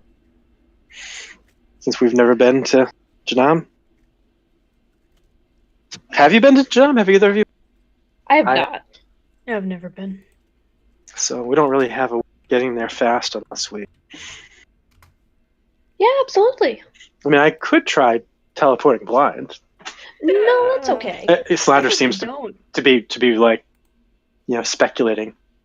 I've done the calculations, maps and pictures. I bet it would be a better than 90% chance, not landing in some side. Not catastrophic disaster. I don't really like teleporting at the best of times. I'll pass. I'll just start walking and meet you there. It's just like jumping off a high object. It's fun. I don't like doing that either. It's exciting. I mean, It's like the biggest fucking world is jumping 1,000 feet. yeah, I think that takes about 10 minutes for me to reach the ground. He raises his hand with the ring of Featherfall. That's the thing about that ring. You only need it once, but boy, are you glad you have it. I have needed it several times, thank you. I just pat the tattoo in my back. Not all of us can fly whenever we want to, so. Well, Clem kind of flaps her arms a little bit. You're in the minority here, Holt. Clementine, do you go looking for a tree? Yes. So there are a lot of bushes, and there are a lot of gardens with vegetables and stuff. I was actually thinking about that other trick you did with us to get us to the where the beams met. That was kind of fun. Yeah, we could do that too. Sure. What did you do? Oh, the air thing. Windwalk. Yeah. Oh, Airwalk. Windwalk? Yeah. You might not want to windwalk. Think about the pollution. Ugh. I'm Oh not yeah, that's saying- right. I'm only you'll only end up like 5% carcinogens. Don't worry. I about don't like that. Yeah, that's probably right. Maybe wait until we're out of town. Yeah. I say as I discreetly prestidigitate and clean the grime off of us. The smog cloud is only visible from space. But you do find a park, Clementine, and that is the only tree in it. What the fuck is that thing? I touch it. It feels like it's made out of glass. But it's stronger than that. Can I hear Gaia in it at all? No, it speaks with a different voice. I almost want to try tree striding with it just to see where I end up. Oh boy. Like, where is your mate? Where do you go? I take one look at it and I, no fucking way. We better have blind teleport. What is this? Clem, I'm do you gonna try kind of tree lay striding? my ear. I'll do a knowledge check. I'm gonna lay my ear against it to try and listen to the other voice that comes. It just looks like an art piece. It can't be real, can it? 36 of my knowledge account. Knowledge Arcana. This thing is a mechanical tree. It is both. It is both mechanical and tree. It is a natural thing made out of steel. Steel has been invigorated to grow. And this is the result. Huh.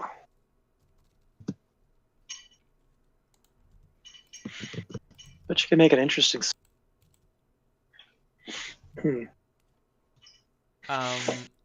Clementine, the closest thing you come to a name for the voice that you hear from beyond it is the Metal Mother. Huh.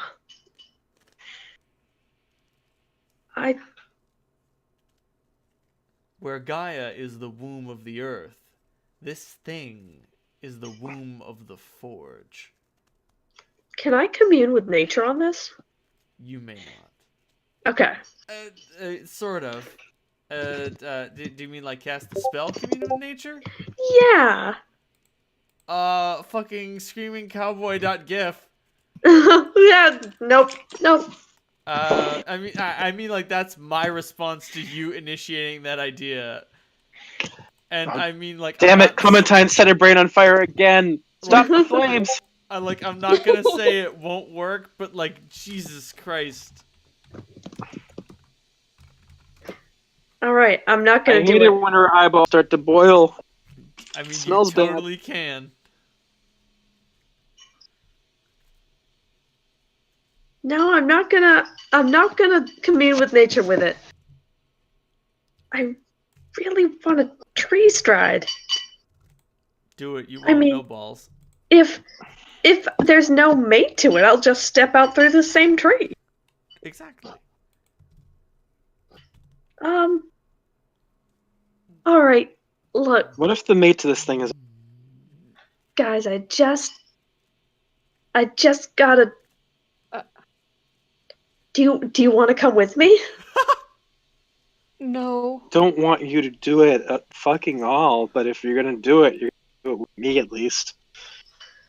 Goodbye. I take a step back. It's so strange. It seems fucking... I'm not gonna stop you, but I'm not gonna let you go. By yourself. Okay. Well, It's bad enough we have... we'll be back shortly. Okay, good luck. Thanks. Just looking at you like you're crazy. I just want to look. I just want to peek through the other side. He holds out a hand towards the other side of the square. You know what I mean. Can we get back with this thing? Do you know any way? Oh, need. Who's got the music box? I do. Give it to me. To you? Okay. That way they I'm have gonna a guaranteed way to escape. rifle around in the bag of holding and take it out and hand it to you. All right. I'll put it in my bag. Okay. If we're... Well, I thought you were the one who was supposed to sense. What'd you say? I thought you were the one who was supposed to fucking common sense. I mean, my curiosity often outweighs it. Hmm. But you know what they say? Curiosity killed the cat, but satisfaction brought him back. Isn't that right, McCavity? Speaking of which, you staying with Holt? He looks at you. I'm holding him by his scruff and face to face. He looks at you and looks at Holt and just like gives you a dull expression and then gestures over to Holt with his head. Like, are you fucking crazy? No, I'm not going with you. Are you nuts? No, I'm sure there won't be anything valuable. I put him down by Holt.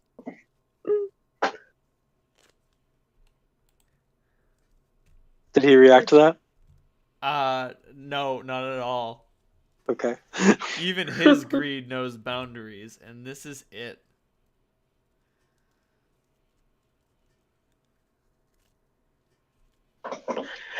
All right. One quick. Clementine, do you cast Tree Stride? Hold on, just 1 second. 1 second.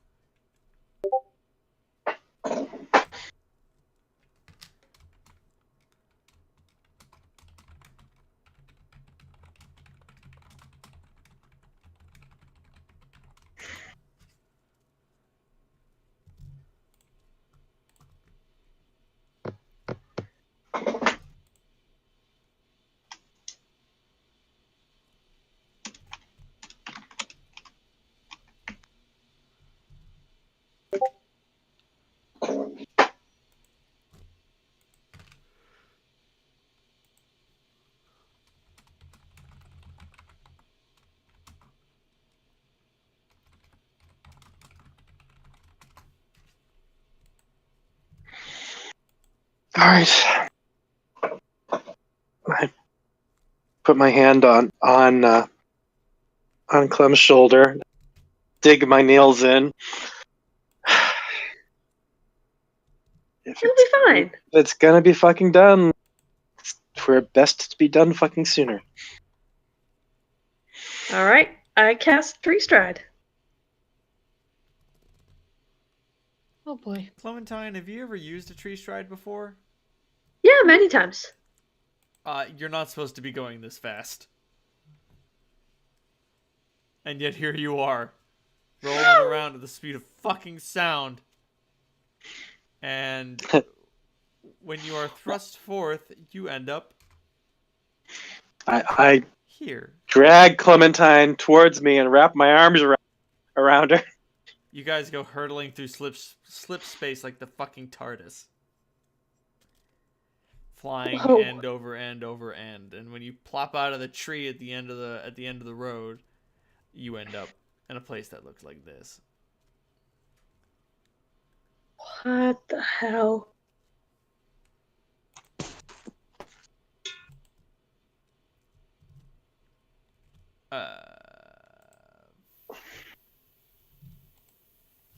Filled with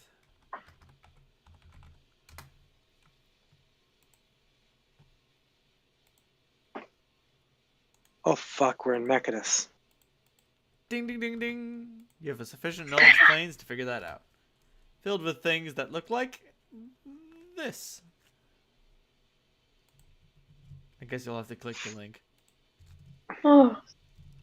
What is this?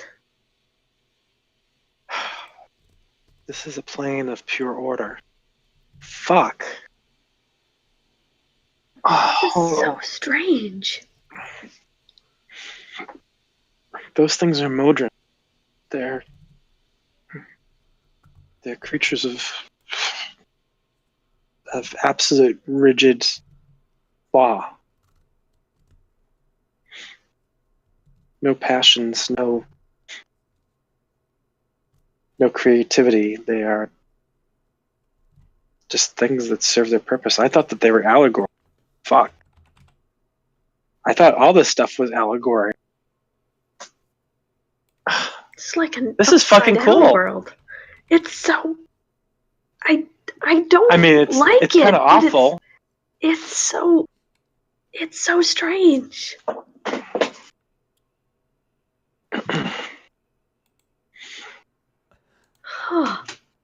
As you guys marvel at the wonder, you're approached by something that looks like this. It doesn't speak, but words emanate from its face hole. Sorry, it doesn't even have a face hole. It just has a face plate. And it simply remarks, "Excuse me. I don't think you two belong here." No, I'm sorry. We were just visiting. I understand, and allowances will be made, but you two really need to go. We will. Thank you. Thank you for not resisting arrest. Oh, you're welcome. Thank you for not arresting us. And we step back through the tree. You tree stride back the fuck out. Halt, they plop the fuck out of that tree. So goddamn fast. About how long has passed? Like maybe a minute. Well, that was fast. Whew. That was a long trip. Or was it? Wow. You missed it. You missed it. We visited one of the.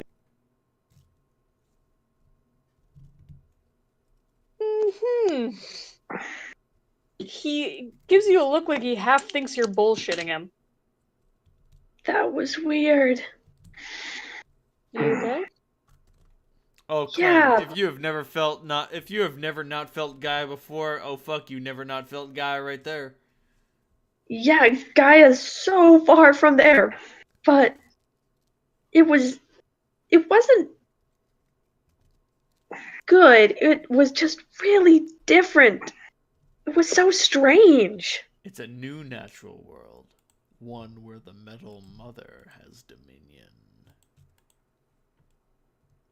Oh. Ugh. We're in Mechanus, a realm of pure order. Beyond our material plane, a conceptual, almost allegorical place that's, allegory is fucking real in the plane, guess. I always thought that was theoretical.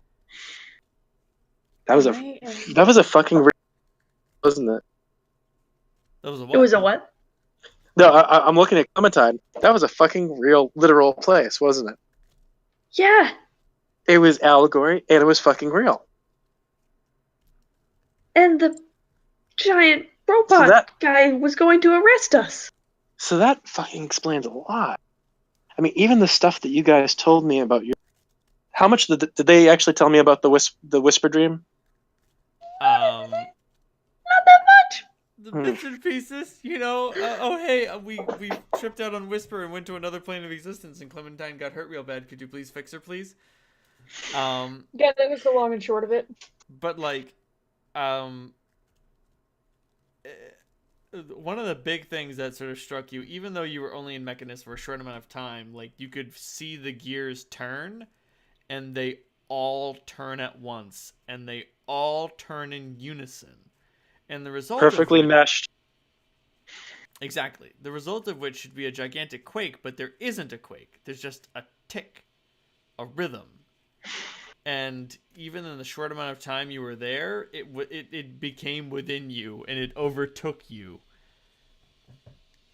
And if you were to exist there, you get the feeling that the creator's manipulation would have been made manifest.